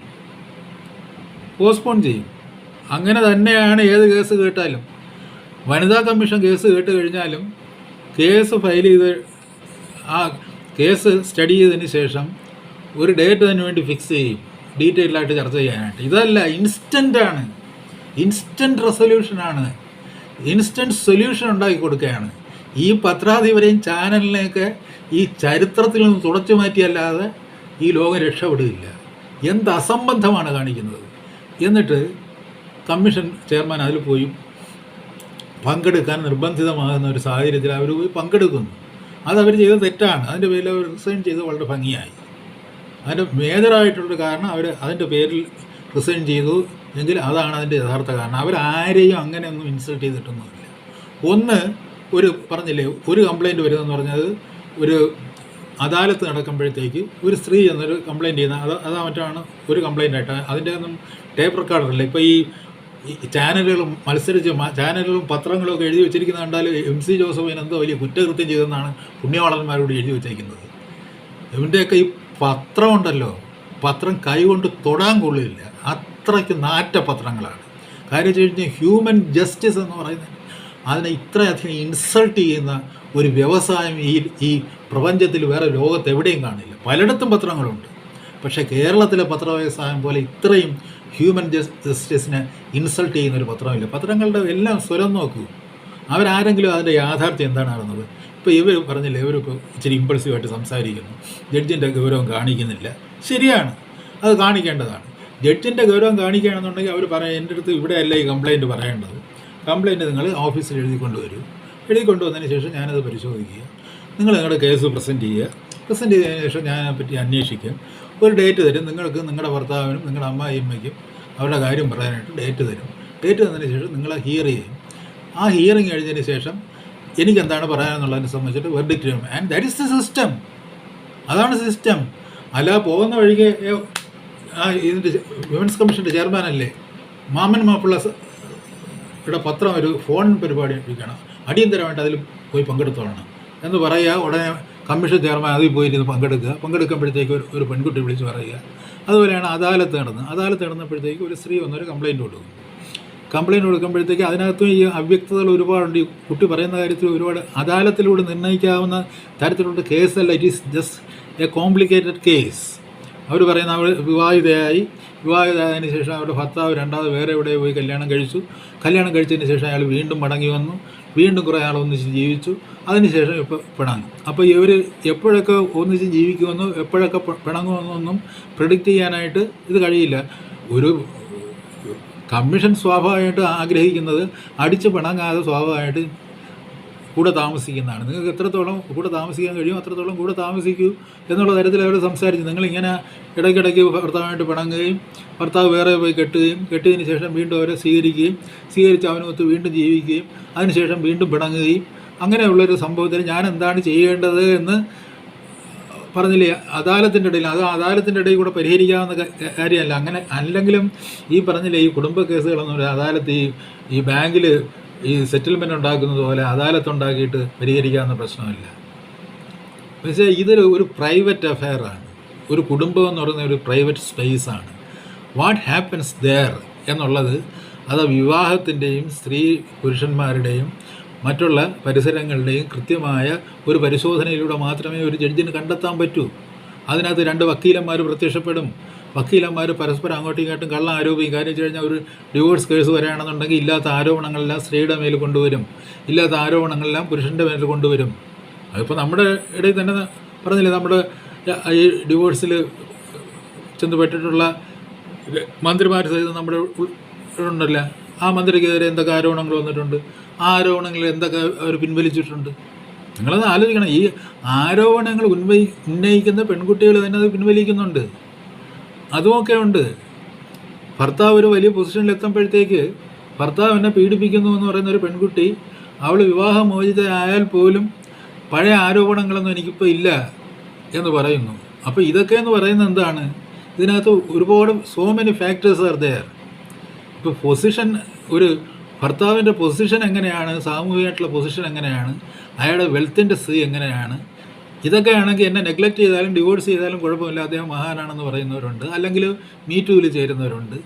ഇതൊക്കെ നമ്മുടെ സ്ത്രീകളുടെ പൊതുവായ പരാധീനത. നമ്മൾ ആദ്യം സ്ത്രീകളെയും കൂടെ കറക്റ്റ് ചെയ്യാൻ പരിശീലിക്കണം. ഈ കുറ്റങ്ങളെല്ലാം പറഞ്ഞില്ലേ, ഇത് പാട്രിയാർക്കിയാണ്, പുരുഷന്മാരുടെ ഭാഗത്തു നിന്നാണ് ഇതെല്ലാം ഉണ്ടാകുന്നത്. പാട്രിയാർക്കിക്ക് ഒന്നും ഇതിനകത്ത് യാതൊരു റോളുമില്ല. It is money, a secure position in the society, and girls prefer such persons, a highly salaried person,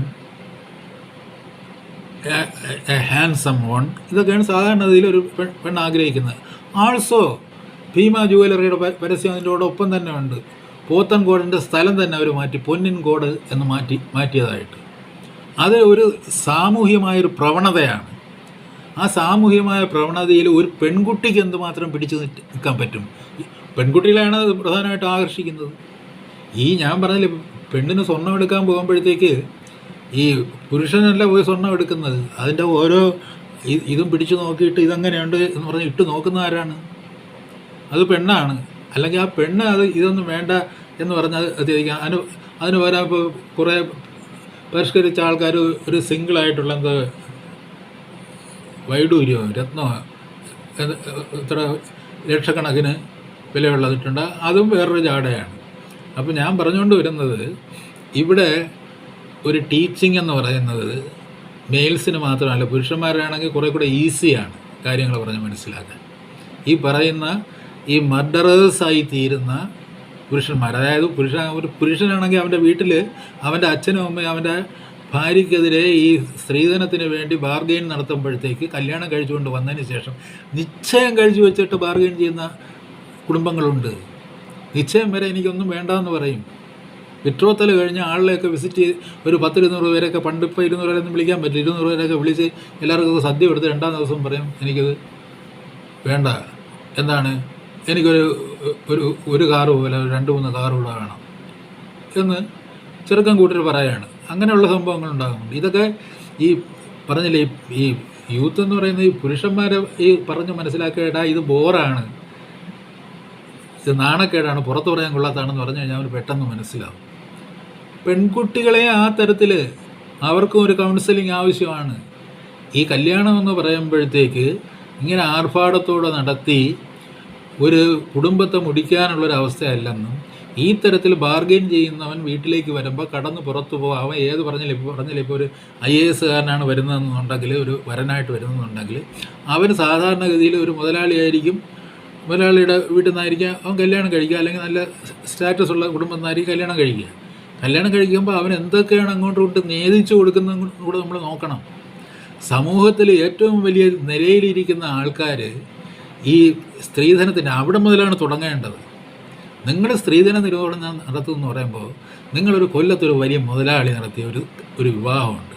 ആ വിവാഹം നിങ്ങൾ നിരോധിക്കേണ്ടതാണ്. അത് സ്ത്രീധനം കൊടുത്തോ ഇല്ലയോ എന്നുള്ളതല്ല. അവിടെ ആരും സ്ത്രീധനമൊന്നും ആവശ്യപ്പെടില്ല. അയാളുടെ മകളെ കല്യാണം കഴിയുമ്പോൾ ആരാ സ്ത്രീധനം ആവശ്യപ്പെടുന്നത്? സ്ത്രീധനം ആവശ്യപ്പെടേണ്ട കാര്യമില്ല. പക്ഷേ പൊതുജനങ്ങളെ മുഴുവനും പൊളിയൂട്ട് ചെയ്യത്തക്ക തരത്തിൽ ഈ തരത്തിലുള്ള ആർഭാടത്തിൻ്റേതായ ഒരു അവസ്ഥയിൽ സ്വന്തം പ്രതാപം കാണിക്കാൻ വേണ്ടി സ്വർണവും പണവും തീറ്റയും എല്ലാം കൂടെ വാരി കോരി ലഹള ഉണ്ടാക്കുന്ന ഈ തരത്തിലുള്ള വിവാഹങ്ങൾ നടത്തുന്നവരുണ്ട്. ആ വിവാഹം നടത്തുന്ന മുതലാളിമാരെ ആദ്യം പിടിച്ച് ജയിലിനകത്തിടണം. ഈ സ്വർണ്ണക്കടക്കാർ ഈ തരത്തിൽ പ്രലോഭനങ്ങൾ വെച്ച് മുന്നോട്ട് നീങ്ങുന്ന, ഞാൻ പറഞ്ഞില്ലേ ഒരു പരസ്യത്തിൻ്റെ കാര്യം ഞാൻ കൂടെ പറയാറുണ്ട്, ഈ പ്രലോഭനങ്ങൾ കാട്ടുന്ന അവരെ പിടിച്ച് ജയിലിനകത്തിടണം.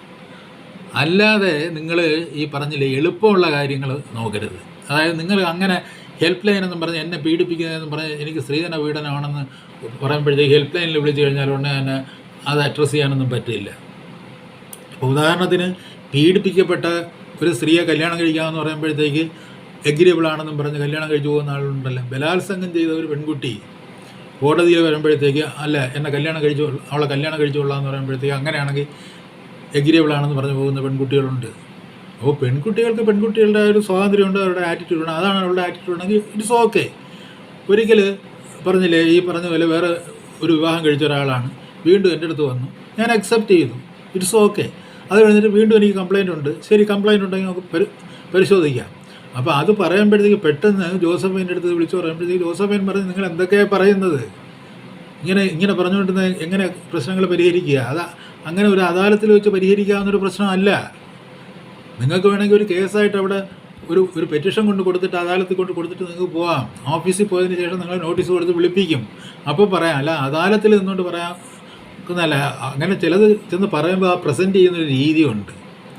ആ രീതി ഇപ്പോൾ പെൺകുട്ടികൾക്ക് വശമില്ലാത്ത രീതിയായിരിക്കാം, അവരുടെ പരാധീനതയായിരിക്കാം. ആ സമയത്ത് ഈ പറഞ്ഞില്ലേ ഒരു മാക്സിമം ക്ഷമ ഈ വനിതാ കമ്മീഷൻ്റെ ഭാഗത്തു നിന്നുണ്ടാകേണ്ടതുണ്ട്. ആ കാര്യത്തിൽ അവർക്ക് തെറ്റുപറ്റിയിരിക്കാം. പക്ഷെ അതൊന്നും അത്ര വലിയ അപരാധങ്ങളൊന്നുമല്ല. കുറച്ച് ഈ പെൺകുട്ടികളെ ശാസിക്കാനുള്ള ഒരു മനോഭാവം കൂടി വനിതാ കമ്മീഷൻ ഉണ്ടാകണം. അത് ഉണ്ടായേ പറ്റൂ. പിന്നെ നീ എന്തിനാ അവനോട് കൂടെ പോയി എന്ന് ചോദിക്കാൻ, കുറച്ച് കഴിഞ്ഞ ശേഷം പിന്നെ നീ എന്തിനാ അവനോടുകൂടി പോയി എന്ന് ചോദിക്കാനുള്ള ഒരു തൻ്റെ ഇടം വനിതാ കമ്മീഷൻ ഉണ്ടാകണം. അതാണ് ജോസഫൈൻ കാണിച്ചത് ആ കേസിൽ. രണ്ടാമത്തെ കേസ് ഇവിടെ എല്ലാവരും കേട്ടുകൊണ്ടിരിക്കുകയാണ്. എനിക്ക് പീഡനമുണ്ടായി, ഭർത്താവ് പീഡിപ്പിച്ചുകൊണ്ടിരിക്കുന്നു, അമ്മ പീഡിപ്പിച്ചുകൊണ്ടിരിക്കുന്നു. അപ്പോൾ ജോസഫൈൻ ചോദിക്കുന്നു, നിങ്ങൾ ഇതെവിടെയെങ്കിലും പരാതി പറഞ്ഞിട്ടുണ്ടോ? ഞാൻ ആരോടും പറഞ്ഞിട്ടില്ല. അപ്പോൾ അങ്ങനെ ആരോടും പറയാത്താണെങ്കിൽ അനുഭവിച്ചോ എന്ന് പറഞ്ഞു. അതിൽ വലിയ തെറ്റൊന്നുമില്ല അങ്ങനെ പറഞ്ഞതിൽ. അത് കുട്ടിക്കെതിരെയുള്ളൊരു ശാസനയാണ്. Because you will have to complaint എന്നാണ് അതിൻ്റെ അർത്ഥം. ഇത് ഉണ്ടായിക്കഴിഞ്ഞാൽ നിങ്ങൾ പോലീസിൽ പരാതിപ്പെട്ടോ ഇല്ല എന്ന് പറഞ്ഞ് ഞാൻ ആരോടും പറഞ്ഞിട്ടില്ല എന്ന് പറഞ്ഞാൽ നിങ്ങൾ ആരോടും പറയാതെ ഇവിടെ ഫോണിൽ കൂടെ ആണോ പറയുന്നത്? അതാണ് ജോസഫൈൻ ചോദിച്ചത്. അതിനാണ് പത്രങ്ങൾ ചേർന്ന് അവരെ ആക്രമിക്കുന്നത്. എന്ത് അസംബന്ധമാണെന്ന് ചോദിക്കും. വളരെ ശരിയായൊരു നിലപാട് സ്വീകരിക്കുന്നു. ജോസഫൈൻ അവിടെ സ്വീകരിച്ച വളരെ ശരിയായ നിലപാടാണ്. പെൺകുട്ടി, നിൻ്റെ നിലപാട് ശരിയല്ല. നിനക്ക് കംപ്ലൈൻറ്റ് ഉണ്ടെങ്കിൽ നീ എവിടെയെങ്കിലും ആ കംപ്ലൈൻറ്റ് രജിസ്റ്റർ ചെയ്യണം. അത് ഫോണിൽ കൂടി, പ്രത്യേകിച്ചും മാമച്ചൻ്റെ ഫോണിൽ കൂടി. ഞാൻ പറഞ്ഞില്ല, മാമച്ചൻ്റെ ചരിത്രമൊന്നും ഞാൻ പറയുന്നില്ല. വേറെ ചില പെൺകുട്ടികളുണ്ട്. ആ പെൺകുട്ടികളെ KPCC പ്രസിഡന്റ് സുധാകരൻ ഏത് ഭാഷയിലാണ് വിമർശിച്ചതെന്ന് നമുക്കറിയാം. ഇപ്പോഴും ഉണ്ടല്ലോ ഈ പിന്നെ ചില സ്ത്രീകളെ പറ്റി ഈ ചില പാർട്ടികളുടെ നേതാക്കന്മാർ പറഞ്ഞുകൊണ്ട് നടക്കുന്ന ചില ഭാഷ്യങ്ങളുണ്ടല്ലോ. അപ്പോൾ അതൊന്നും ഞാൻ പറയുന്നില്ല.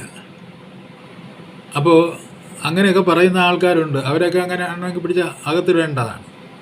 ഇപ്പോൾ MM മണി പറയുന്നു. MM മണി പറഞ്ഞു കഴിഞ്ഞാൽ അതൊരു വലിയ പ്രകോപനമായിത്തീരുന്നു. സുധാകരൻ പറഞ്ഞു കഴിഞ്ഞാൽ യാതൊരു പ്രകോപനവുമില്ല. പിന്നെ പല നേതാക്കന്മാരും പറഞ്ഞില്ലേ, ഈ ചാനലിലൊക്കെ വന്നിരുന്നുകൊണ്ട് ഒരു പെൺകുട്ടി അവളുടേതായിട്ടുള്ള കാര്യങ്ങൾ അവൾ തുറന്നു പറഞ്ഞു.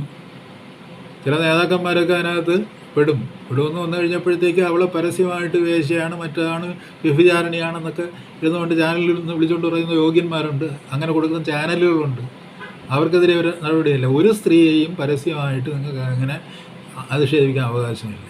അവർ പറയുന്നു എന്നെ ഇന്നയാൾ ദുരുപയോഗപ്പെടുത്തി എന്ന് പറയുന്നു, അല്ലെങ്കിൽ ഒന്നിലധികം പുരുഷന്മാർ എന്നെ ദുരുപയോഗപ്പെടുത്തി എന്ന് പറയുമ്പോൾ അത് അവൾ മാത്രം മോശക്കാരിയും പുരുഷന്മാരെല്ലാം യോഗ്യന്മാരും അവരെല്ലാം രാജ്യസഭാ അധ്യക്ഷന്മാരുമൊക്കെ ആയി തീരുന്ന ഒരു രാജ്യമാണ് നമ്മുടെ. ആ രാജ്യത്ത് അതിനൊക്കെ പിന്തുണ പ്രഖ്യാപിക്കുന്നവർ, ജോസഫൈൻ എന്ന് പറയുന്ന വനിതാ കമ്മീഷൻ ചെയർമാൻ പെൺകുട്ടികളെ ശാസിക്കുകയാണ് ചെയ്തവർ. This is not the way. നിങ്ങളത് സീരിയസ് ആയിട്ട് എടുക്കുകയാണെന്നുണ്ടെങ്കിൽ ഇങ്ങനെയല്ല അത് റെപ്രസെൻ്റ് ചെയ്യേണ്ടത്. മാമൻ മാപ്പിളയുടെ മാമൻ മാത്യു മറ്റാണെന്നൊന്നും ഇപ്പോൾ അതിൽ കാണുന്നത്, അതിൻ്റെ എഡിറ്റർ എന്ന് പറയുന്നത്. അപ്പോൾ മാമൻ മാത്യുവിൻ്റെ പത്രത്തിൽ കൂടിയല്ല, ഫോണിൻ പരിപാടി കൂടിയല്ല അത് റെപ്രസെൻ്റ് ചെയ്യേണ്ടത്. അതാണ് അവർ പറയേണ്ടത്. ഇങ്ങനെയുള്ള ഫോണിൻ പരിപാടിയിൽ കൂടിയല്ല നിങ്ങൾ നിങ്ങളുടെ ഗ്രീവൻസ് പറയേണ്ടത്. ഗ്രീവൻസ് പറയാനായിട്ട് അതിൻ്റെ നമ്മൾ പ്രോട്ടോക്കോളാണെന്നാണല്ലോ പറയുന്നത്. ഇപ്പോൾ നമുക്കിപ്പോൾ അതിന് വെബിനാർ നടത്താൻ പറ്റില്ല. ഇപ്പോൾ കോടതിയൊക്കെ ആ തരത്തിലാണ്, ഓൺലൈനാണ് എല്ലാം ചെയ്യുന്നത്. എല്ലാം ഓൺലൈനൊന്നും ചെയ്യാൻ പറ്റില്ല. ഫേസ് ടു ഫേസ് ടോക്ക് ആവശ്യമായിട്ട് വരും, കൗൺസിലിംഗ് ആവശ്യമായിട്ട് വരും. ഇങ്ങനെയുള്ള കേസസിൽ അതൊരു ഡിവോഴ്സിൽ നീങ്ങണ്ടതെന്ന് തീരുമാനിക്കേണ്ടത് കോടതി രണ്ടുപേരെയും കേട്ടതിന് ശേഷമാണ്. Is a divorce is necessary or not, അതാണൊരു ഡിസിഷൻ വേണ്ടത്. ഇങ്ങനൊരു കേസ് അഗ്രവേറ്റ് ചെയ്ത് വരുമ്പോഴത്തേക്ക് അവർക്ക് വീണ്ടും രമ്യതയിലെത്താൻ പറ്റുമോ, മര്യാദയ്ക്ക് അമ്മായി അമ്മയ്ക്കും അമ്മായി അച്ഛനും മര്യാദയ്ക്ക് പെരുമാറാൻ പറ്റുമോ, ഈ പയ്യനും മര്യാദയ്ക്ക് പെരുമാറാൻ പറ്റുമോ, ഇതൊക്കെയാണ് അവിടെ പ്രധാനമായിട്ട് വരുന്ന സംഗതികളെന്ന് പറയുന്നത്. ആ തരത്തിലൊരു ഫാമിലിയായിട്ട് കാണുകയും ആ ഫാമിലിയുടേതായിട്ടുള്ള കാര്യങ്ങൾ അതിൻ്റേതായിട്ടുള്ള രഹസ്യ സ്വഭാവത്തോടു കൂടി അതിനാണ് വിമൻസ് കമ്മീഷൻ വെച്ചേക്കുന്നത്. പെണ്ണുങ്ങൾ മാത്രം കേൾക്കുന്നതെന്ന് പറഞ്ഞിരിക്കുന്നത് അതിനു വേണ്ടിയാണ്. പെൺകുട്ടികൾക്ക് തുറന്നു പറയാനുള്ളൊരു സാധ്യതയ്ക്ക് വേണ്ടിയാണ്. അതൊരു ഫോണിൽ കൂടി പെൺകുട്ടി തുറന്നു പറയുമോ? അല്ലെങ്കിൽ പിന്നെ എന്തിനാണ് വിമൻസ് കമ്മീഷൻ വയ്ക്കുന്നത്? അതിനകത്ത് 2 പുരുഷന്മാരെ കൂടി ഇരിക്കൂടായിരുന്നു വിമൻസ് കമ്മീഷൻ എന്ന് പറഞ്ഞത്. വിമൻസ് കമ്മീഷൻ എന്ന് വെച്ചാൽ സ്ത്രീകളുടേതായ ഒരു സമിതി എന്നാണ് ഞാൻ മനസ്സിലാക്കുന്നത്. സ്ത്രീകളുടേതായ ഒരു കോർട്ടെന്നാണ് ഞാൻ മനസ്സിലാക്കുന്നത്. പെൺകുട്ടികൾക്ക് ഒരു മെയിൽ ജഡ്ജിനോട് തുറന്നു പറയാവുന്നതിനേക്കാളും കൂടുതൽ തുറന്നു പറയാനുള്ള സ്വാതന്ത്ര്യം ഉണ്ടാകുന്ന ഒരു ഫീമെയിൽ ജഡ്ജ്. അത് മാമൻ മാത്യു ആണ് ആ ഫീമെയിൽ ജഡ്ജ് എന്ന് നിങ്ങൾ തീരുമാനിച്ചു കഴിഞ്ഞാൽ, പെൺകുട്ടി തീരുമാനിച്ചു കഴിഞ്ഞാൽ പിന്നെ നമ്മളെന്ത് ചെയ്യും? നമുക്കെല്ലാം ചെയ്യാൻ പറ്റും? ഒന്നും ചെയ്യാൻ പറ്റില്ല. അതാണ് അതിൻ്റെ അവസ്ഥ. അപ്പോൾ അതുകൊണ്ട് കോടതി വരുമ്പോൾ ചിലപ്പോൾ നിങ്ങളൊരു മെയിൽ ജഡ്ജിൻ്റെ മുമ്പിലായിരിക്കും നിങ്ങളൊരു സെക്ഷൻ 16 ഇത് കൊടുക്കേണ്ടത്. But you let keep it as a secret. ഒരു ഫീമെയിൽ ജഡ്ജ് ആകുമ്പോൾ പലപ്പോഴും പലരും ആവശ്യപ്പെടുന്നുണ്ട്, we want to have a female judge എന്ന് പല സ്ത്രീകളും ആവശ്യപ്പെടുന്നുണ്ട്. എന്നുവെച്ചാൽ അവർക്ക് കാര്യങ്ങൾ ഡിസ്ക്ലോസ് ചെയ്യാനും അതിൻ്റെ യഥാർത്ഥ രൂപത്തിൽ അവതരിപ്പിക്കാനും കഴിയണം എന്താണെന്നുള്ളത്. അതായത് ഒരു ദാമ്പത്യ ജീവിതത്തിലെ പൊരുത്തക്കേടുകൾക്ക് വലിയ വലിയ സങ്കീർണതകളുണ്ടാകാം. ആ സങ്കീർണതകളിൽ ഏത് ഭാഗത്താണ് തെറ്റ് ശരിയെന്നൊക്കെ ജഡ്ജ് ചെയ്യാൻ ശേഷിയുള്ളവരായിരിക്കണം ഇതിനകത്തുള്ളത്. അങ്ങനെയുള്ളവർ അതിനകത്തിരിക്കുമ്പോൾ തീർച്ചയായിട്ടും നിങ്ങൾ ഇതിൻ്റെ ഡീറ്റെയിൽസ് സീരിയസ് ആയിട്ട് ബോധിപ്പിക്കണമെന്ന് പറയും.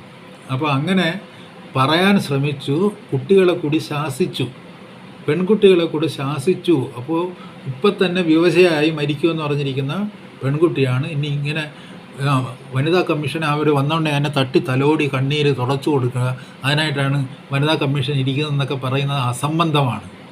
വനിതാ കമ്മീഷൻ അതിന് ഉള്ളതല്ല.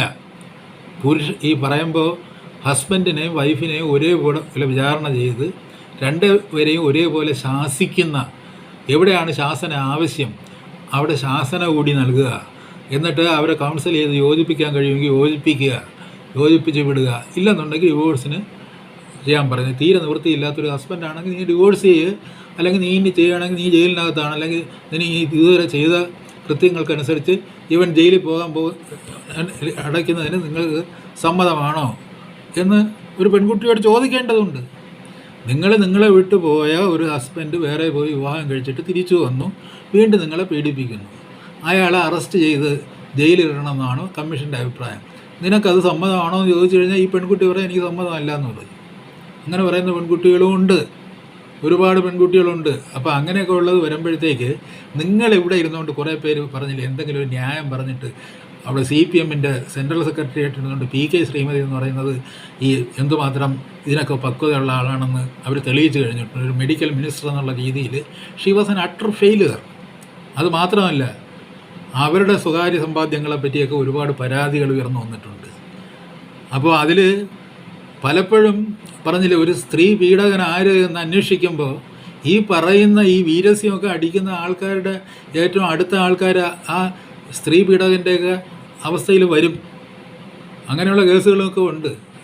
അപ്പോൾ കൂടുതലൊന്നും പുറത്തിറങ്ങിയെന്നുണ്ട് PK ശ്രീമതി അങ്ങനെ പ്രസംഗിക്കേണ്ട, അതിൻ്റെ കാര്യമൊന്നുമില്ല. PK ശ്രീമതി ആരാണെന്നും PK ശ്രീമതി ആരെയൊക്കെ പ്രൊട്ടക്റ്റ് ചെയ്തിട്ടുണ്ടെന്നും ആ പ്രൊട്ടക്റ്റ് ചെയ്യപ്പെടാൻ വേണ്ടിയുള്ള ആ സ്വഭാവ ഗുണങ്ങൾ ആർക്കൊക്കെ ഉണ്ടെന്നും ഒക്കെ ഈ നാട്ടുകാർക്കെല്ലാം നന്നായിട്ട് അറിയാം. അതുകൊണ്ട് ശ്രീമതി അങ്ങനെ കയറി കൂടുതലായിട്ട് പ്രസംഗിക്കേണ്ട കാര്യമില്ല. അവരുടെ പാർട്ടിക്കുള്ളിൽ പറയേണ്ട കാര്യങ്ങൾ പാർട്ടിക്കുള്ളിൽ പറഞ്ഞാൽ മതി. പാർട്ടിക്കുള്ളിൽ വലിയ വിമർശനം, ഇവരെല്ലാവരുടെയും കണ്ണുനീര് തുടച്ചു കൊടുക്കുന്ന ആളാണ്, മെഡിക്കൽ മന്ത്രി എന്ന രീതിയിൽ വളരെ ജസ്റ്റായിരുന്നു എന്നൊന്നും പറഞ്ഞു കഴിഞ്ഞാൽ അങ്ങനെ അഭിപ്രായമുള്ളവരുണ്ടാകാം, ശരിയാണ്, സമ്മതിക്കുന്നു. പക്ഷേ എല്ലാവർക്കും അഭിപ്രായം ഉണ്ടാകണമെന്നില്ല. പക്ഷേ ഒരു CPMൻ്റെ ഉത്തരവാദിത്വപ്പെട്ട ഒരു മെമ്പർ പുറത്തിറങ്ങി നിന്നുകൊണ്ട് അങ്ങനെ നിന്നുകൊണ്ട് വേറൊരു വ്യക്തിക്കെതിരെ, അതൊരു വ്യക്തിക്കെതിരെയുള്ള ഒരാക്രമണമാണ്. അവരിരിക്കുന്ന ഒരു പൊസിഷനിൽ അവർ സുഗതകുമാരിയെക്കാളും മാന്യമായിട്ടാണ് പെരുമാറിയിട്ടുള്ളത്. സുഗതകുമാരി ഒരുപാട് കുഴപ്പങ്ങൾ കാണിച്ചിട്ടുണ്ട് വിമൻസ് കമ്മീഷൻ ചെയർമാൻ എന്നുള്ള രീതിയിൽ. മരിച്ചുപോയി എങ്കിൽ പോലും പറയാതിരിക്കാൻ പറ്റില്ല. നിങ്ങൾ അവരുടെ റെക്കോർഡ്സ് എടുത്ത് നോക്കൂ, അവർക്കെതിരെ വന്നിട്ടുള്ള കംപ്ലയിൻറ്റ്സ് എടുത്ത് നോക്കൂ, ഇൻക്ലൂഡിങ് റേപ്പിങ്ങിന് ഒരു പരാതിക്ക് വരെ അവർ സഹായിയായി നിന്നെന്നും പറഞ്ഞ് കംപ്ലയിൻ്റ് ഉണ്ടായിട്ടുണ്ട്.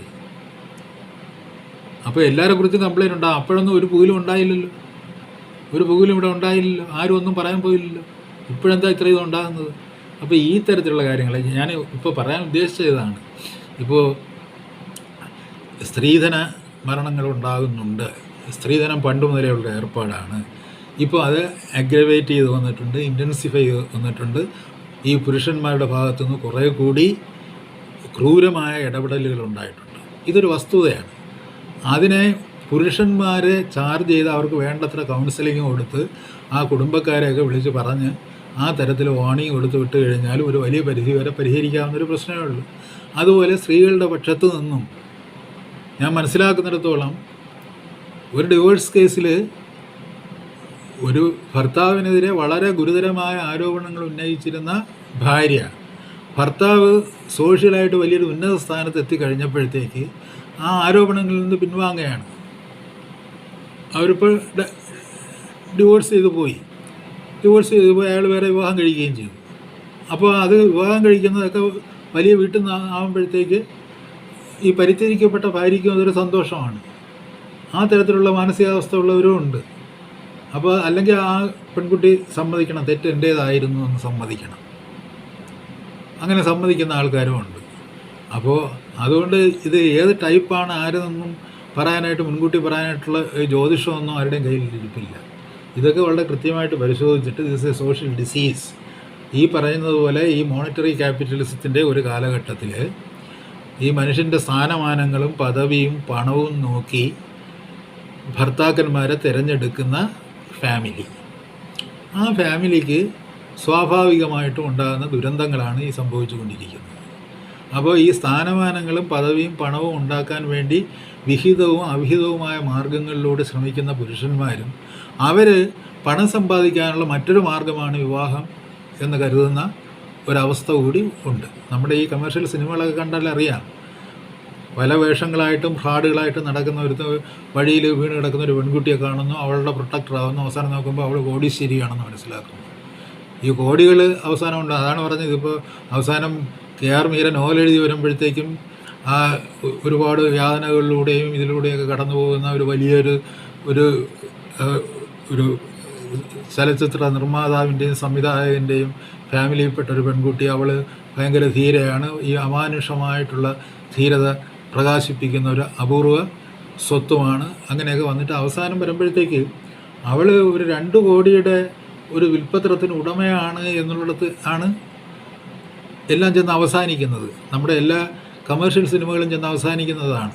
ഈ പറയുന്ന ഈ ദുരിതം അനുഭവിക്കുന്ന അനാഥയായിത്തീരുന്ന അല്ലെങ്കിൽ ചുറ്റിത്തിരിയുന്ന ഈ പെൺകുട്ടി, അതിൽ ചിലപ്പോൾ അതിലൊരു രക്ഷകൻ വരുമായിരിക്കും. ഇതിനകത്ത് ഒരു ഹാഫ് ഈ പറഞ്ഞതുപോലെ ഒരു രക്ഷകൻ്റെ ഒരു രൂപത്തിൽ ഒരാൾ വരുന്നുണ്ട്.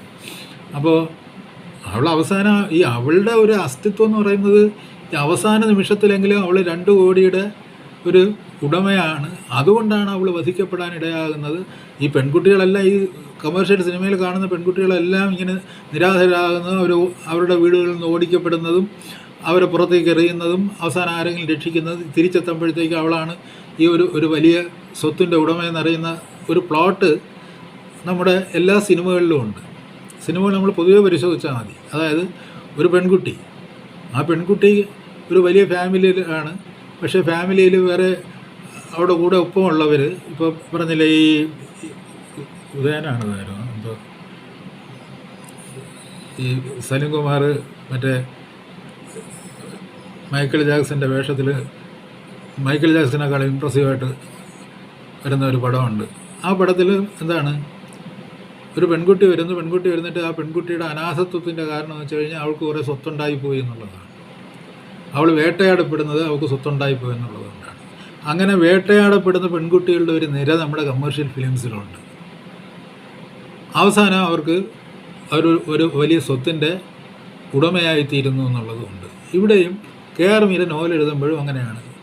വേട്ടയാടപ്പെടുന്ന ഒരു പെൺകുട്ടി, വേട്ടയാടപ്പെടുന്ന ഒരു കുടുംബം, പക്ഷേ അവൾ വളരെ ധീരമായിട്ട് ചെറുത്തുനിൽപ്പ് നടത്തുന്നു, അവൾ പുരുഷന്മാരുടെ സഹായമില്ലാതെ നടത്തുന്നു. അവസാനം അവിടെ പ്രതിയോഗിയായിട്ട് വരുന്നത് ഒരു IPS കാര്യമാണ്. അത് സാധാരണ ഇതിലിപ്പോൾ ഒരുപാട് പെൺകുട്ടികൾ IPS വേഷമൊക്കെ ഇട്ട് വരുമ്പോഴത്തേക്ക് പലർക്കും പല അസ്വസ്ഥതകളും ഉണ്ടാകുന്നുണ്ട്. അതിൽ എഴുത്തുകാരിയൊക്കെ ഉണ്ട്. അതുകൊണ്ട് ഇനി വില്ലത്തി അവൾ തന്നെ ആവട്ടെ എന്ന് വിചാരിച്ചു കഴിഞ്ഞാലും കുഴപ്പമില്ല. എന്നാലും അവസാനം വരുമ്പോഴത്തേക്ക് നായിക എന്ന് പറയുന്നത് അവൾ ഷീസ് ഈ തരത്തിലൊരു വലിയ സ്വത്തിൻ്റെ അവകാശിയാണ്, ഒരു 2 കോടിയുടെയെങ്കിലും അവകാശി ആയില്ല എന്നുണ്ടെങ്കിൽ ഒരു നായികാപരമായ അസ്തിത്വം ഉണ്ടാകുകയില്ല എന്നും. അപ്പോൾ ഈ തരത്തിൽ ഒരു നായകൻ അവിടെ ഉണ്ടായിട്ടില്ലെങ്കിൽ കൂടി അതിൻ്റെ ഒരു സബ്സ്റ്റിറ്റ്യൂട്ടായിട്ട് 2 കോടി ഉണ്ടായാലും മതി നായകൻ്റെ സ്ഥാനത്ത്.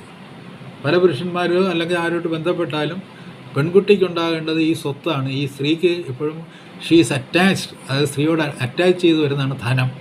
ആ ഒരു ഫിലോസഫിയാണ് ഏറ്റവും ഒടുവിലത്തെ നോവലുകളിൽ പോലും കാണുന്നത്. ഇത് നമ്മുടെ ഒരു സാമൂഹികമായൊരു രോഗമാണ്, മനോരോഗമാണ്. ഇത്തരം കൃതികളെ മനോരോഗത്തെ വ്യാപിപ്പിക്കുന്ന കൃതികളെന്നാണ് നമ്മൾ മനസ്സിലാക്കേണ്ടത്. അത് എഴുതുന്ന കുട്ടികൾ അറിയുന്നില്ല. നല്ല എഴുത്തുകാരാണ്, എഴുതി വരുമ്പോഴത്തേക്കും ഇപ്പോഴും ഡിറ്റക്റ്റീവ് നോവലാണ് ഈ ലോകത്തിൻ്റെ ഫാഷൻ എന്നറിയുന്നു. അപ്പോൾ ആ തരത്തിലൊന്ന് പരീക്ഷിച്ച് നോക്കാമെന്ന് പറഞ്ഞു. പക്ഷേ എഴുതി വരുമ്പോഴത്തേക്കും ഉള്ളിൽ വരുമ്പോഴത്തേക്കും ആ കമേഴ്ഷ്യൽ ഫിലിമിൽ കാണുന്ന ഈ തരത്തിലുള്ള ഈ പണത്തിൻ്റെ ഒരു പിന്തുണ എന്ന് പറയുന്നത് ആദ്യവും അവസാനവും ഇല്ല എന്നുണ്ടെങ്കിൽ ഒരു സ്ത്രീ അല്ല. അവളുടെ ധീരതയ്ക്ക് മുന്നിൽ മുഴുവനും ഈ പണത്തിൻ്റെ ബാക്ക്ഗ്രൗണ്ടാണ്. She was born as a rich girl, അതിനുശേഷം she was hunted and later she finds that she is still rich. ഇതാണ് ഇതിൻ്റെ അവസ്ഥ. ആ പണത്തിൽ നിന്ന് പണത്തിലേക്ക് തിരിച്ചുള്ളൊരു തിരിച്ചുപോക്ക്, ആ തിരിച്ചുപോക്കിൻ്റെ ഒരു ഗാഥയായിട്ട് വരെയാണ് സാഹിത്യം. അപ്പോൾ ഈ തരത്തിൽ പണവും സ്ത്രീയും തമ്മിലുള്ള അറ്റാച്ച്മെൻറ്റിൻ്റെ ഒരു മാനസികമായ ഒരു അറ്റാച്ച്മെൻറ്റിൻ്റേതായിട്ടുള്ള ഒരു, അല്ലെങ്കിൽ സ്ത്രീ എന്ന് പറയുന്നത് ഈ ധനത്തിൻ്റെ തന്നെ ഒരു അനുബന്ധമാണ്. അല്ലെങ്കിൽ ധനമെന്ന് പറയുന്നത് സ്ത്രീയുടെ ഒരു അനുബന്ധമാണ്. ഇതിനെ രണ്ടിനെയും വേർപെടുത്തി കാണാനാവാത്തൊരവസ്ഥയിലേക്ക് നമ്മുടെ ഈ പറഞ്ഞില്ല നമ്മുടെ എഴുത്തുകാരും മറ്റുമൊക്കെ അറിഞ്ഞും അറിയാതെയും പോകുന്നുണ്ട്. ഇത് നമ്മുടെ അബോധത്തിൽ കിടക്കുന്ന ഒരു വലിയ ഒരു ആപത്താണ്. ആ ആപത്തിനെ മുതലെടുക്കുന്ന ഈ ചീങ്കണ്ണികളാണ് നമ്മുടെ മാധ്യമങ്ങളെന്ന് പറയുന്നത്. അപ്പോൾ ഇന്നലെ പറഞ്ഞ കാര്യം ഇന്ന് കുറേ കൂടി ഒന്ന് വിശദീകരിക്കേണ്ടുന്ന ഒരു സാഹചര്യം ഉണ്ടായിപ്പോയതുകൊണ്ട് അങ്ങനെ ചെയ്യുകയാണ്.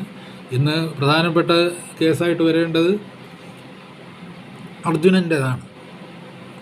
അതിലേക്ക് വന്നു കഴിഞ്ഞാൽ ഇതിനേക്കാളും കടുത്ത കാര്യങ്ങളിലേക്ക് കിടക്കാൻ പറ്റൂ. അപ്പോൾ അതുകൊണ്ട് തൽക്കാലം ഇന്നിപ്പോൾ ഇവിടെ നിർത്തുകയാണ്.